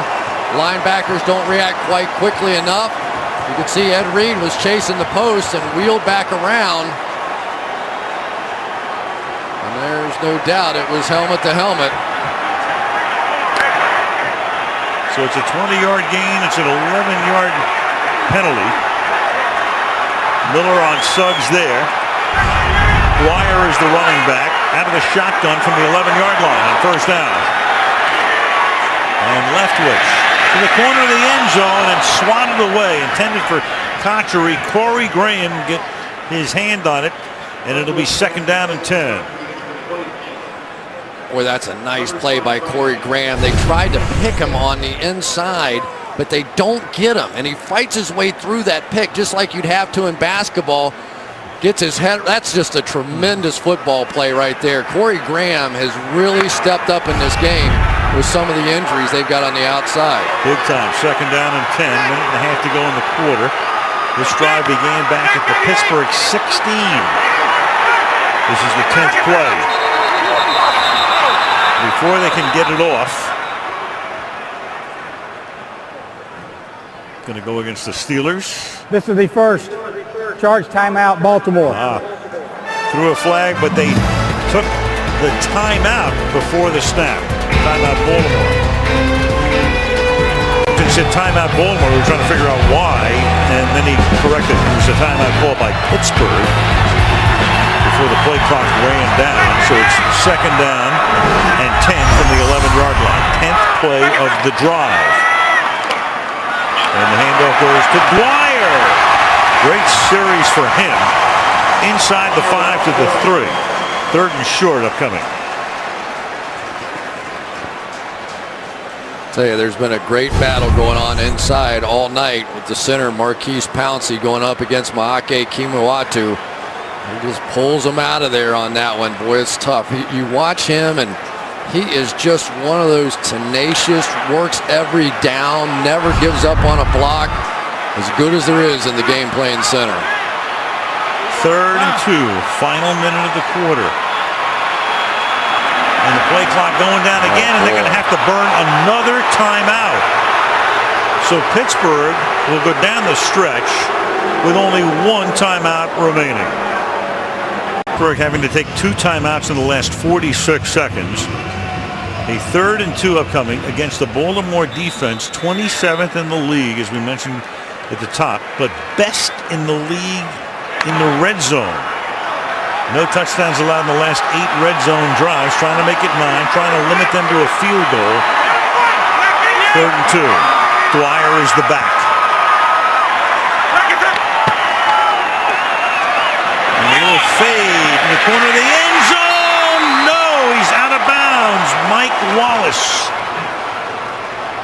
Graham with the coverage on the play, and Williams is there too. So he's out of bounds, and it will be 4th down. Ran the old pick play. Jericho Cotry on the outside is going to set the edge, and they're going to wheel to the outside. Really had it. You can see Kerry Williams couldn't get there, but just didn't leave enough football field. Oh boy, he really had a chance to get those feet down. At that moment, you've got to. He made such a great catch a week ago against Kansas City, and just never got his feet timed out on that one. 22-yarder by Sweezum is good. 34 seconds remaining in the 3rd quarter. 3-point game. And setting up for another typical Baltimore-Pittsburgh finish. You know, it really is. And now you have to wonder. Those are huge mistakes, though, to burn those 2 timeouts at this point in the game. Especially now you're still trailing. You're going to possibly need it. You're probably going to have to kick into the open end to win the game with a field goal. Baltimore on top. They would take a 2-game lead and have a victory in Pittsburgh in hand. Or, in effect, Pittsburgh would be in first place, even though they both be 7-3 by virtue of winning this one. Bengals getting hot again, 5-5, and the Browns losing in Dallas today, 2-8. These games really are something, though. No matter what you think, and boy, the offenses can be coming in and high flying, and you know the Ravens set a team record for most points scored a week ago. But you knew, no Troy Polamalu. Okay, it's a defense. It doesn't matter. When these 2 teams play, it's going to come down to the wire. There are going to be special teams plays made like the one Jacoby Jones made earlier on the punt return, and it's going to be decided in the 4th quarter.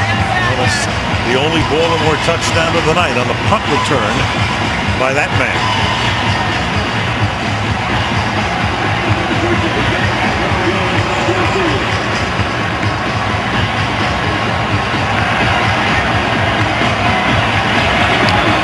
Sweezum's kick is a ground ball. It's dropped and then picked up at the 18-yard line. And it's Anthony Allen running it back, and Anthony Allen staying alive, and he's a running back by trade, playing on special teams. Finally stopped by Brown out at the 36-yard line. Smith and Taylor tonight, and this one's been won to this point by Swaggin, Mike Taylor.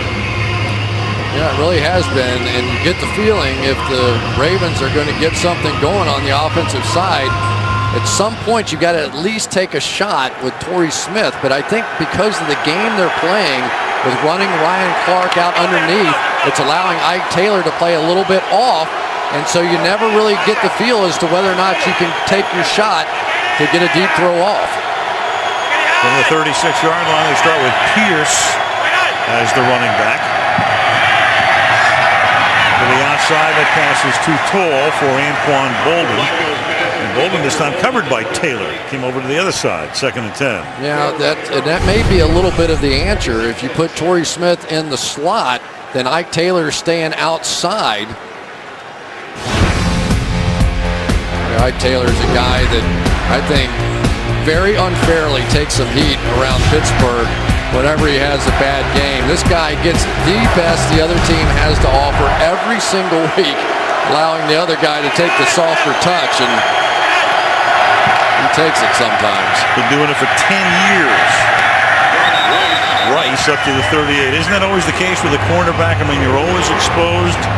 Even the great ones have their days when they are the subject of every talk radio show the next morning. Well, and the most important thing in the NFL is who draws double teams and who can avoid double teams. If Ike Taylor can play one-on-one coverage against the other team's best receiver, you get help on the rest of the field.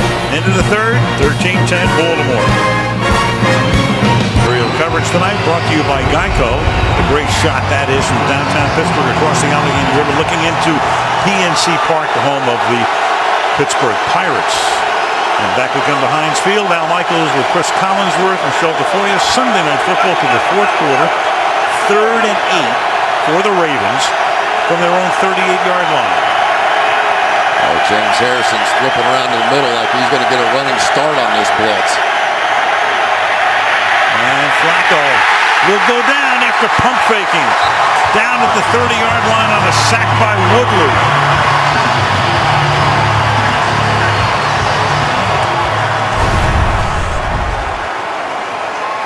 Martin Woodley's going to come all the way around this side, but you saw all the games inside. James Harrison came off the edge and then the other way, and that is a great sign if Harrison and Woodley can get going again. That's only their 5th sack of the season after averaging 22.5 the last 4 years between them. And Pittsburgh's first sack in the game. Cook's punt. Fielded at the 23-yard line. And Emmanuel Sanders brings it back to the 30-yard line. Sanders on the return. 39 seconds into the fourth quarter. We'll look at some of the numbers, and of course the two defenses tonight. Flacco 18 of 29, but only 153. And Leftwich 11 of 24, so under 50% with the one pick. But I tell you, with the way that Dwyer got the running game going that last series, you saw then it set up the play action for Leftwich, and that's what the Ravens have been unable to do tonight, is get their running game going. So I would imagine they're going to stick with this run and see if they can set up their pass again. Well, they've rushed for 114 yards against the Ravens in 3 quarters. Instead, they go to the air on first down, and they swing it out to Mendenhall. And Mendenhall will be tackled just short of the first down by Donnell Ellerby. Now, this is a team that's so tough to try and run outside against the Baltimore Ravens. So now what the Steelers are countering with is bringing Mendenhall into the game and just swinging him out of the backfield. This is the second time in 2 straight series that we've seen that. And so it's effectively a pitch, a run play, only they're doing it out of the passing game. 2nd and 1.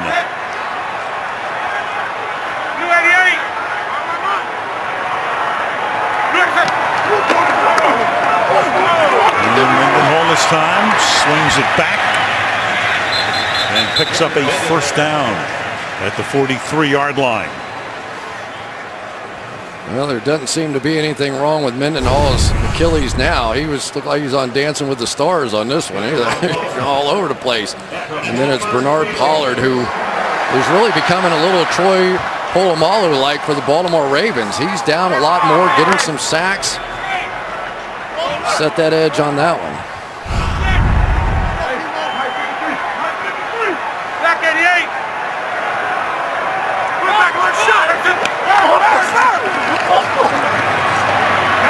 Leftwich hanging in, throws underneath, and that's caught by Wallace up at the 44-yard line.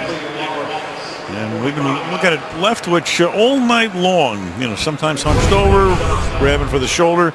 Same thing here.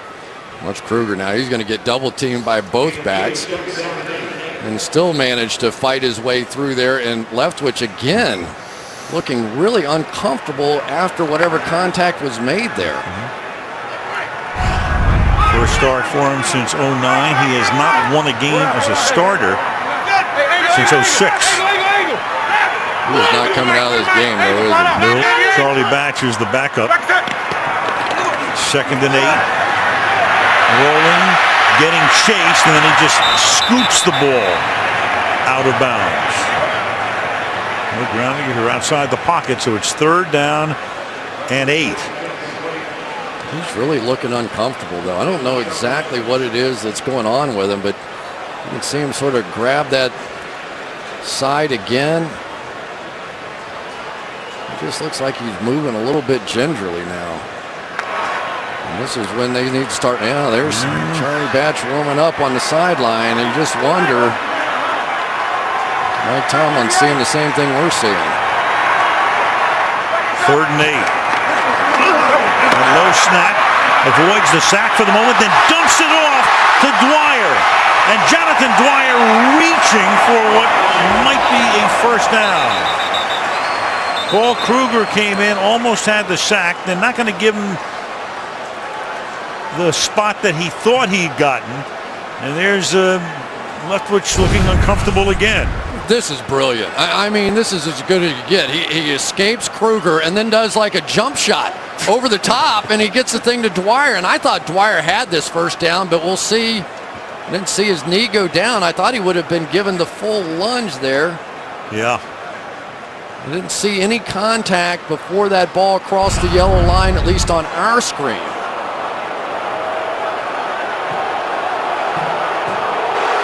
Well, the crowd doesn't like the spot. That is a challengeable play if Mike Tomlin wants to challenge. One of the problems is they only have 1 timeout left. So if Tomlin, he's got the flag in his hand, now the timeouts come into question as well. But you have to take that. This is huge. Well, either that or you just go for it on 4th down. The crowd's looking at it again.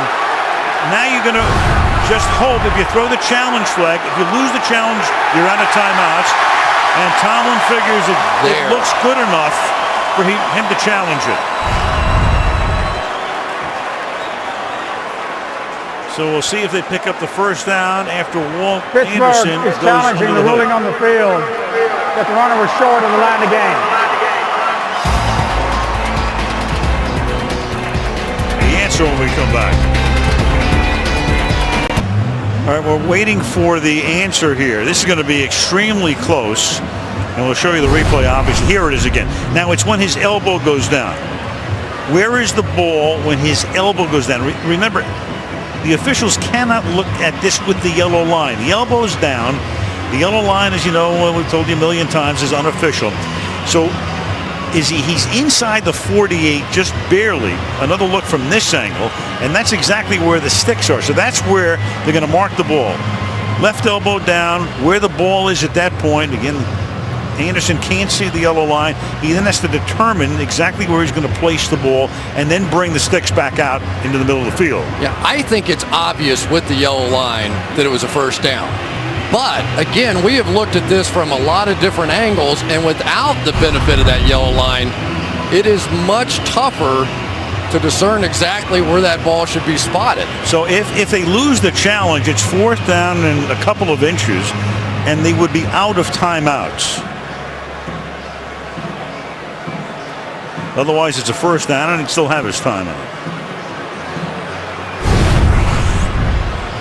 Replay booth, we're being told by our producer Fred Godelli, they've frozen it right there. So Anderson, without the yellow line, has to place the ball at that spot. Here we go. After reviewing the play, the runner's forward progress was the 47.5-yard line. We will spot the ball at that point and remeasure.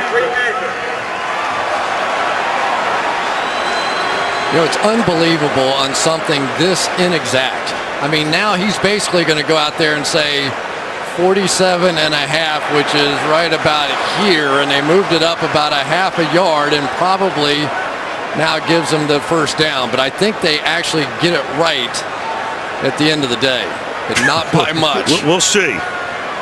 This is going to be like 1 or 2 links either way here. Here we go. Ooh, look at this. Look at this. Could it be any closer? Took some guts to challenge that one. It does. But it paid off big Pittsburgh will not time. be charged with a timeout. We've seen Tomlin going for it on 4th down on more than one occasion this year. Glad he doesn't have to here. Right.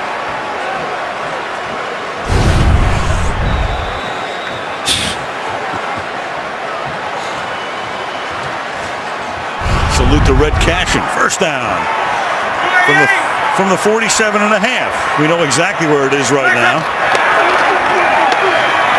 We're on a draw with Mendenhall picking up a hard yard and a half to the 46-yard line.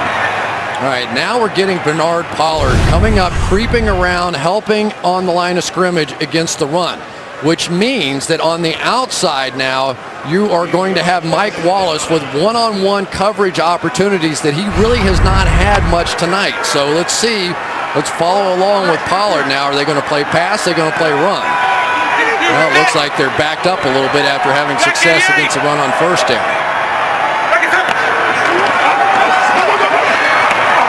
Second and 9. Down the right sideline and out of bounds was Will Johnson. Sent the fullback down the sideline, covered by Courtney Upshaw. 3rd and 9. I tell you, we have seen Courtney Upshaw play just about everywhere for the Baltimore Ravens. A week ago, he was out there playing nose tackle and everything else, and now here he comes, feet out of bounds. Nice job. You know, Upshaw's one of those guys. He's kind of tweener in a lot of things, but well coached, and he has taken on a big role for a young player in this league. Second round pick from Arizona. 3rd down and 9. From Alabama as down goes Leftwich on a sack by Haloti Ngata. Bothered by a shoulder injury, suited last week but didn't play at all, and I think that's the first time in a while we've called his name tonight. Well, they were bringing the blitz, and he had to come through. Max Starks had to handle Suggs on the outside, and he really kind of didn't either. He was stuck between and betwixt and decided that he couldn't get to either one of them, I guess. 4th and 19, and back to the 12-yard line is Doss running this one back up to the 19. So make sure you know that Upshaw went to Alabama. Gotcha. Number 2 in the country to the national championship there. 3-point game, 10-13 left in the 4th. Include Mike Ditka. We want to send our best to Mike, who many of you know suffered a minor stroke a couple of days ago, but appears to be doing very well as Ray Rice takes it out to the 24-yard line.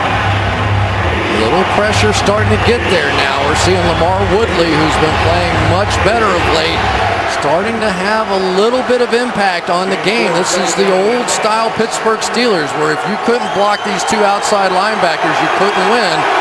Woodley's starting to crank up the heat a little. Good pressure that time.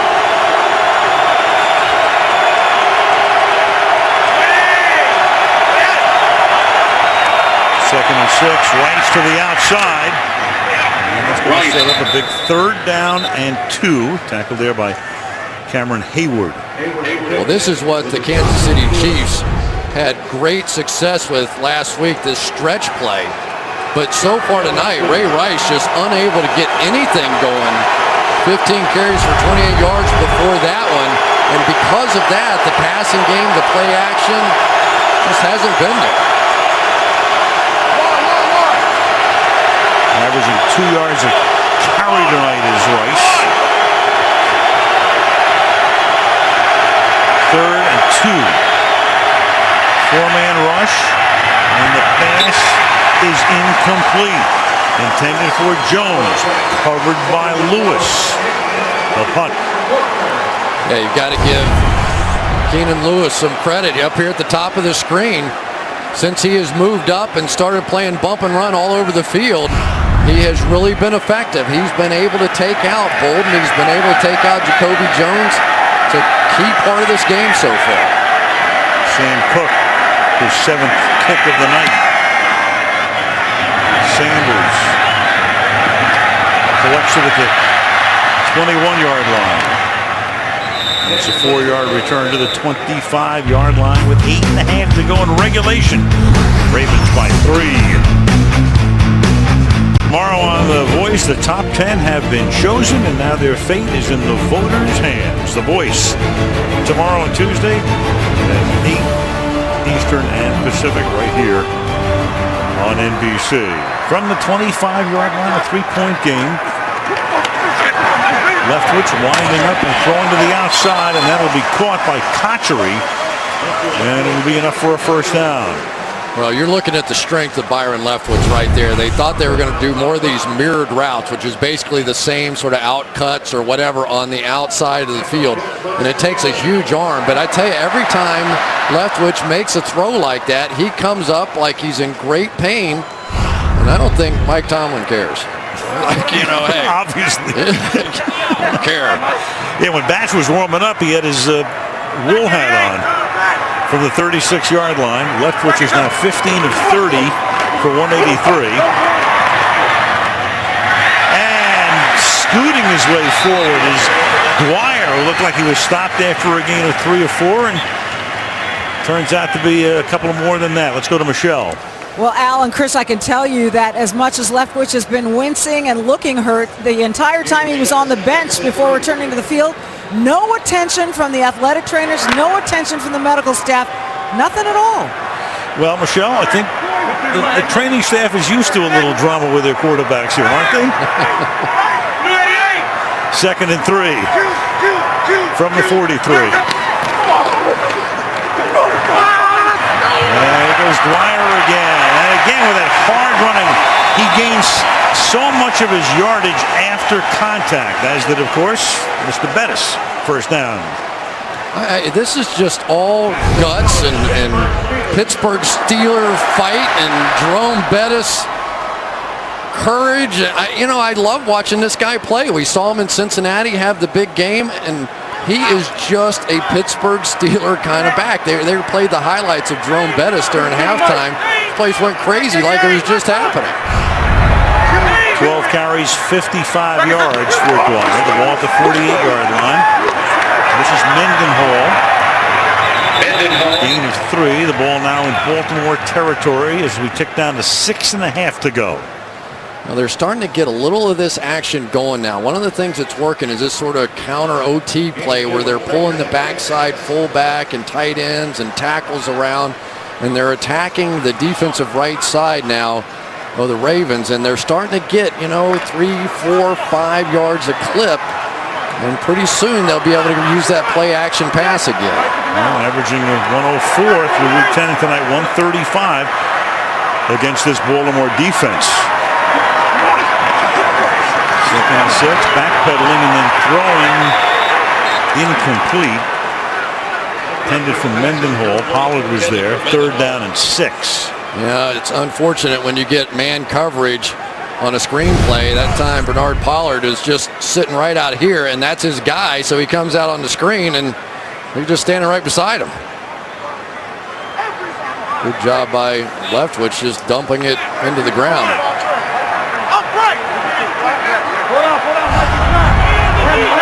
From the 49, with Roethlisberger looking on, 3rd and 6.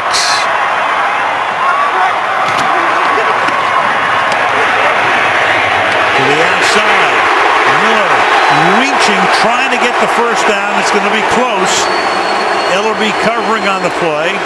Spot the ball at a point where Mike Tomlin comes over and says, "I'll help you out." It's a first down. Well, that time you had Heath Miller in the backfield, and then the coverage coming from Ellerby on the outside. Does he get it? I think he does. So that yellow line is becoming more and more friendly to the Pittsburgh Steelers. Ellerby, as well as he runs, was unable to get to Heath Miller on that one.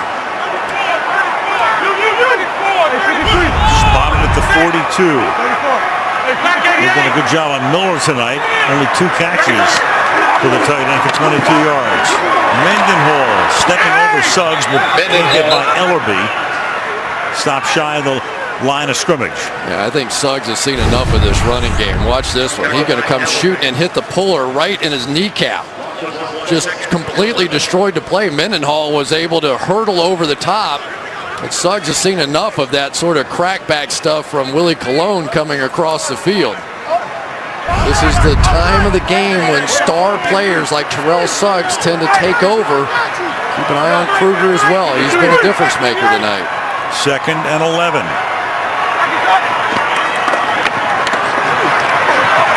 Good protection. Pass is one hopped. Incomplete by Wallace. 3rd and 11. And I don't know if he's hurting or not, but that's a big miss. You just can't put that any other way. This is great protection. Plenty of time to wind up, step into the throw, and one hop it. You know, it looked like Wallace actually could have made a little bigger effort to come scoop that thing up. This is a bigger play than would otherwise normally be because of the timeout situation. Give the ball back to Baltimore. They can only stop it once. 3rd and 11, and look out, he gets sacked big time by James Ahedebo. James Ahedebo hasn't even been in there that much tonight. All of a sudden comes in on a safety blitz and sacks him. They just brought too many guys to this side. They got 3, and Ahedebo is going to loop down inside once the 2 other blockers are occupied. And Leftwich just didn't pick it up. So they're forced to punt on a 4th and 18. Jacoby Jones calls for the fair catch and makes it at the 14-yard line. And now Baltimore can begin to go to work on the clock as they go to work on Leftwich on the sideline. Leftwich up and walking around. Went to commercials, saw him on the bench. Batch was warming up. The first things first, that Pittsburgh defense has to get a 3 and out with his clock situation right now. And finally, Torrey Smith makes a catch, takes it to the 20-yard line, his first catch of the night, and we go back to the Ahedebo sack. Well, you're going to see they've got 3 linemen sliding this way. They should have had these 3 picked up, but Willie Colon in the middle there takes the inside guy, does not realize the outside pressure is coming. Remember, this is his first year at guard, and they just miscalculated on that protection, and Byron Leftwich paid a heavy price for it. 2nd down and 3. Rice. And Rice appears to have the first down. And again, with that situation with just 1 timeout plus the 2-minute warning, that is a huge first down. Yeah, and they're 1 timeout or 1 first down away from ending this thing here. And Ray Rice, who hasn't really gotten anything going at all, it's his time now. Ravens taking all the time they need now before snapping it. Will be under 3 minutes. 1st and 10 at the 24-yard line. Rice again to the 25, and a flag comes in.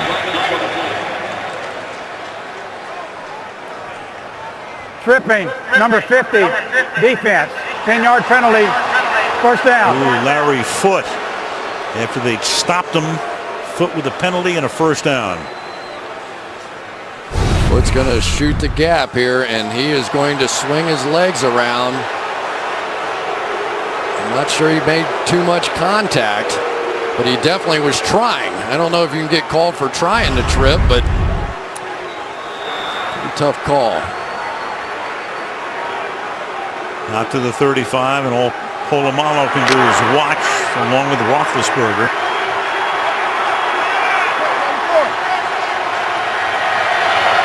From the 35-yard line.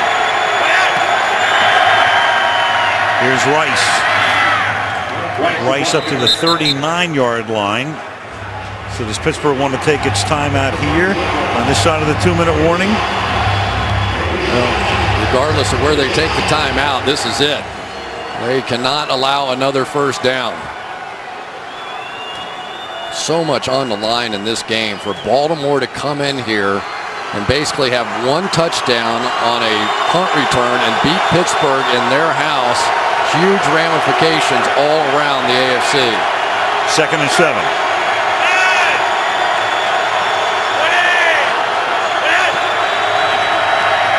Rice again. Simply will run to the right to the 39-yard line. It's going to be 3rd down. And now Pittsburgh Do they get the timeout before the 2-minute warning clock ticks down? They try to call timeout on the front side of it. And Walt Anderson is going to have a conference about when they called it. Tomlin was trying to get it. This is the third and final timeout, Pittsburgh. The timeout was called at 2:04. Please reset the game clock to 2:04. Right, their last timeout, then it will stop at the 2-minute warning. So clearly what the Steelers have to do is stop them on this play. Well, we started the night by calling it 4 quarters of fury, maybe even overtime with these guys. Who knows? It's Baltimore and it's Pittsburgh. We've been seeing this for a number of years, Chris. It's as good as it gets for my money. It really is. And I've been in a part of this game for long enough to know now that everybody on the Pittsburgh Steelers defense is saying, keep your eyes on Ray Rice. This is the moment where you have to cover Ray Rice out of the backfield, maybe a run, maybe a pass. He is the guy you have to protect against first here. 3rd and 7 as we go to the 2-minute warning after this play.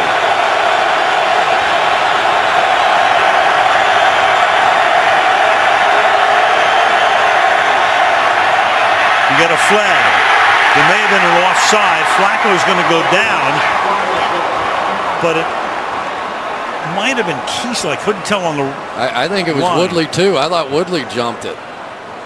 If it is offside, it's going to be 3rd down and 2.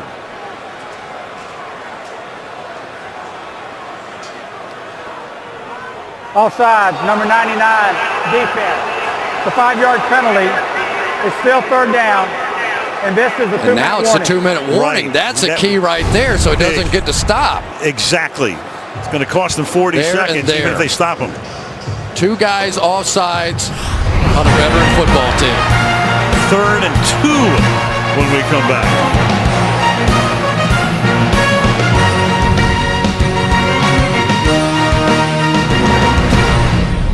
Penalty so big in 2 ways. Number 1, it turns a 3rd and 7 to a 3rd and 2. They get a first down, the game's over. Even if they don't get the first down, they can run almost all of the time off the 40-second clock. So by the time Pittsburgh gets the ball, it'll be down to 115, 110, somewhere in that neighborhood. So a huge penalty committed by the Steelers defense.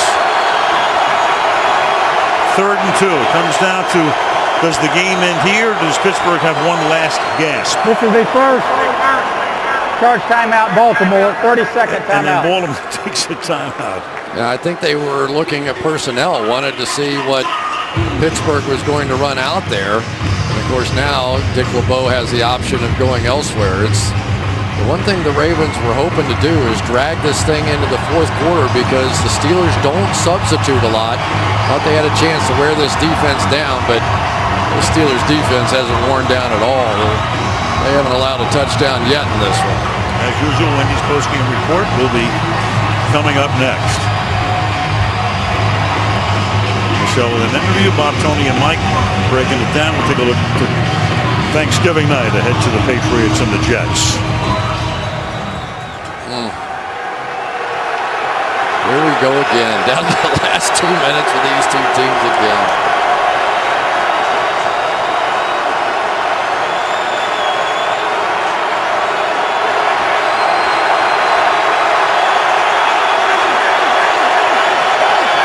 Crowd in full throat.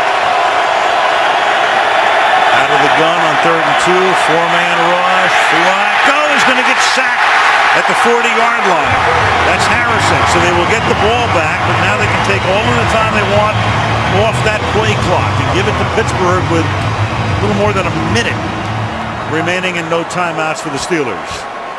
Well, let's start with the obvious. The back end was completely covered. Flacco decided not to take a chance on throwing the ball. Picked up across the board, and then James Harrison eventually gets home.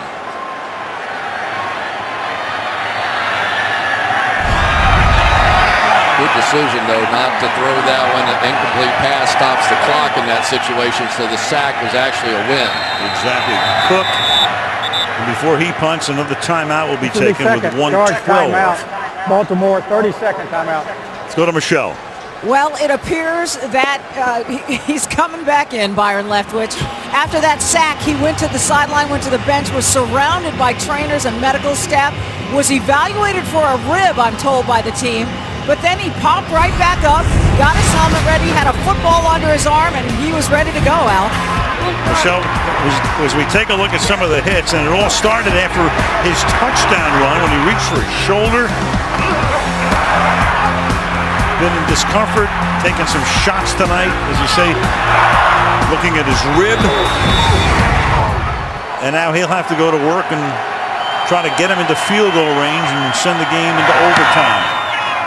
Cook's punt, heading towards Sanders, and he calls for the fair catch and makes it at the 16-yard line.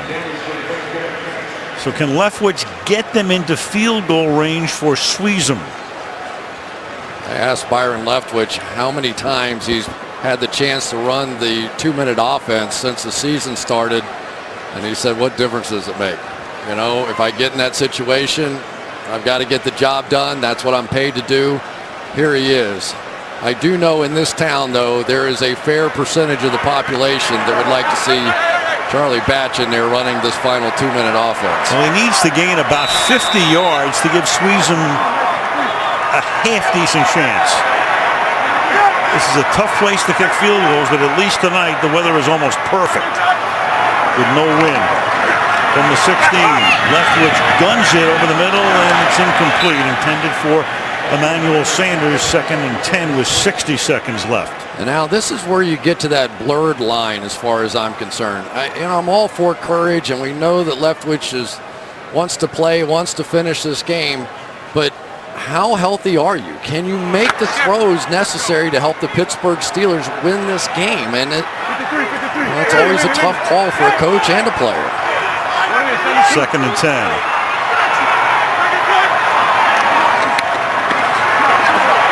And Leftwich will sling it sidearm, and Mendenhall, I don't know why he doesn't go to the sideline there. He gets the first down, but the clock keeps running. Precious seconds being ticked away at the 28. Mendenhall's got to go out of bounds there. And Leftwich throws, and at the 49 it's incomplete, intended for Miller, and it's Corey Graham with another big play. 2nd down, 28 seconds left. You know, Corey Graham has just become a nightmare, sort of lurking in the middle of this field. He already has the interception earlier in the game, and this is going to be completed. And big-time shot and legal shot. Did not go to the head, which we see so often in those kinds of situations. Corey Graham has had himself some night out here. Out there simultaneously with the ball. 2nd and 10, the ball at the 28.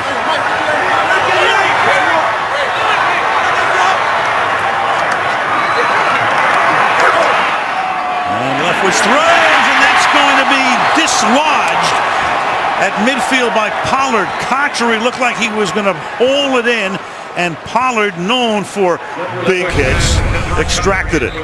Well, here you go. You're going to get it from the inside out, and this is what safeties get paid to do. It was a perfect throw, dropped it right on the money, and Pollard, who has become the hammer on this defense, without question, Bernard Pollard has become the hammer, and the hammer just dropped one. And with Cotchery down on the sideline, an injury timeout. Cotchery has to go to the bench. The hit by Pollard. There's no runoff or a 5-yard penalty for this. What would amount to be the 4th timeout. Here it is again. He's ready to make the catch in midfield, and Pollard takes care of that. They're already minus Antonio Brown. Ray Lewis. You know, you almost have to throw this one down the field 22 seconds in order to get a completion and get the clock stopped. This is almost Hail Mary time. It's a low snap, and Leftwich is able to extend the play, and then he's going to launch one deep downfield and incomplete. Gilreath was down there, so you got 12 seconds left and 4th down. Well, it's a train wreck to start with. They can't get the snap. But to me, more importantly than that, I know Byron Leftwich can throw this ball this far. And he just couldn't in this situation. He gets out. He's going to get himself set up. He's throwing it from the 25-yard line. And he didn't even get close to it.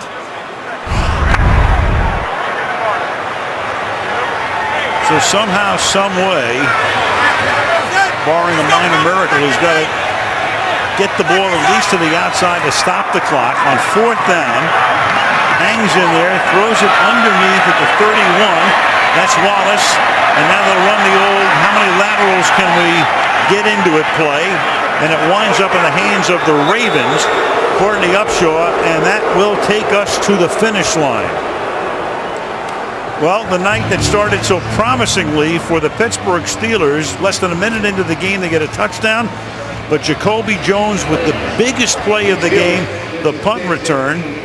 It's all about defense as it normally is in this series. And the Baltimore Ravens have put themselves in tremendous shape in the AFC North. They really did. But for the Pittsburgh Steelers, blowing those 2 timeouts was huge. You can't make those kinds of mistakes in big games like this. Baltimore wins it 13-10 with the Wendy's postgame report coming your way next.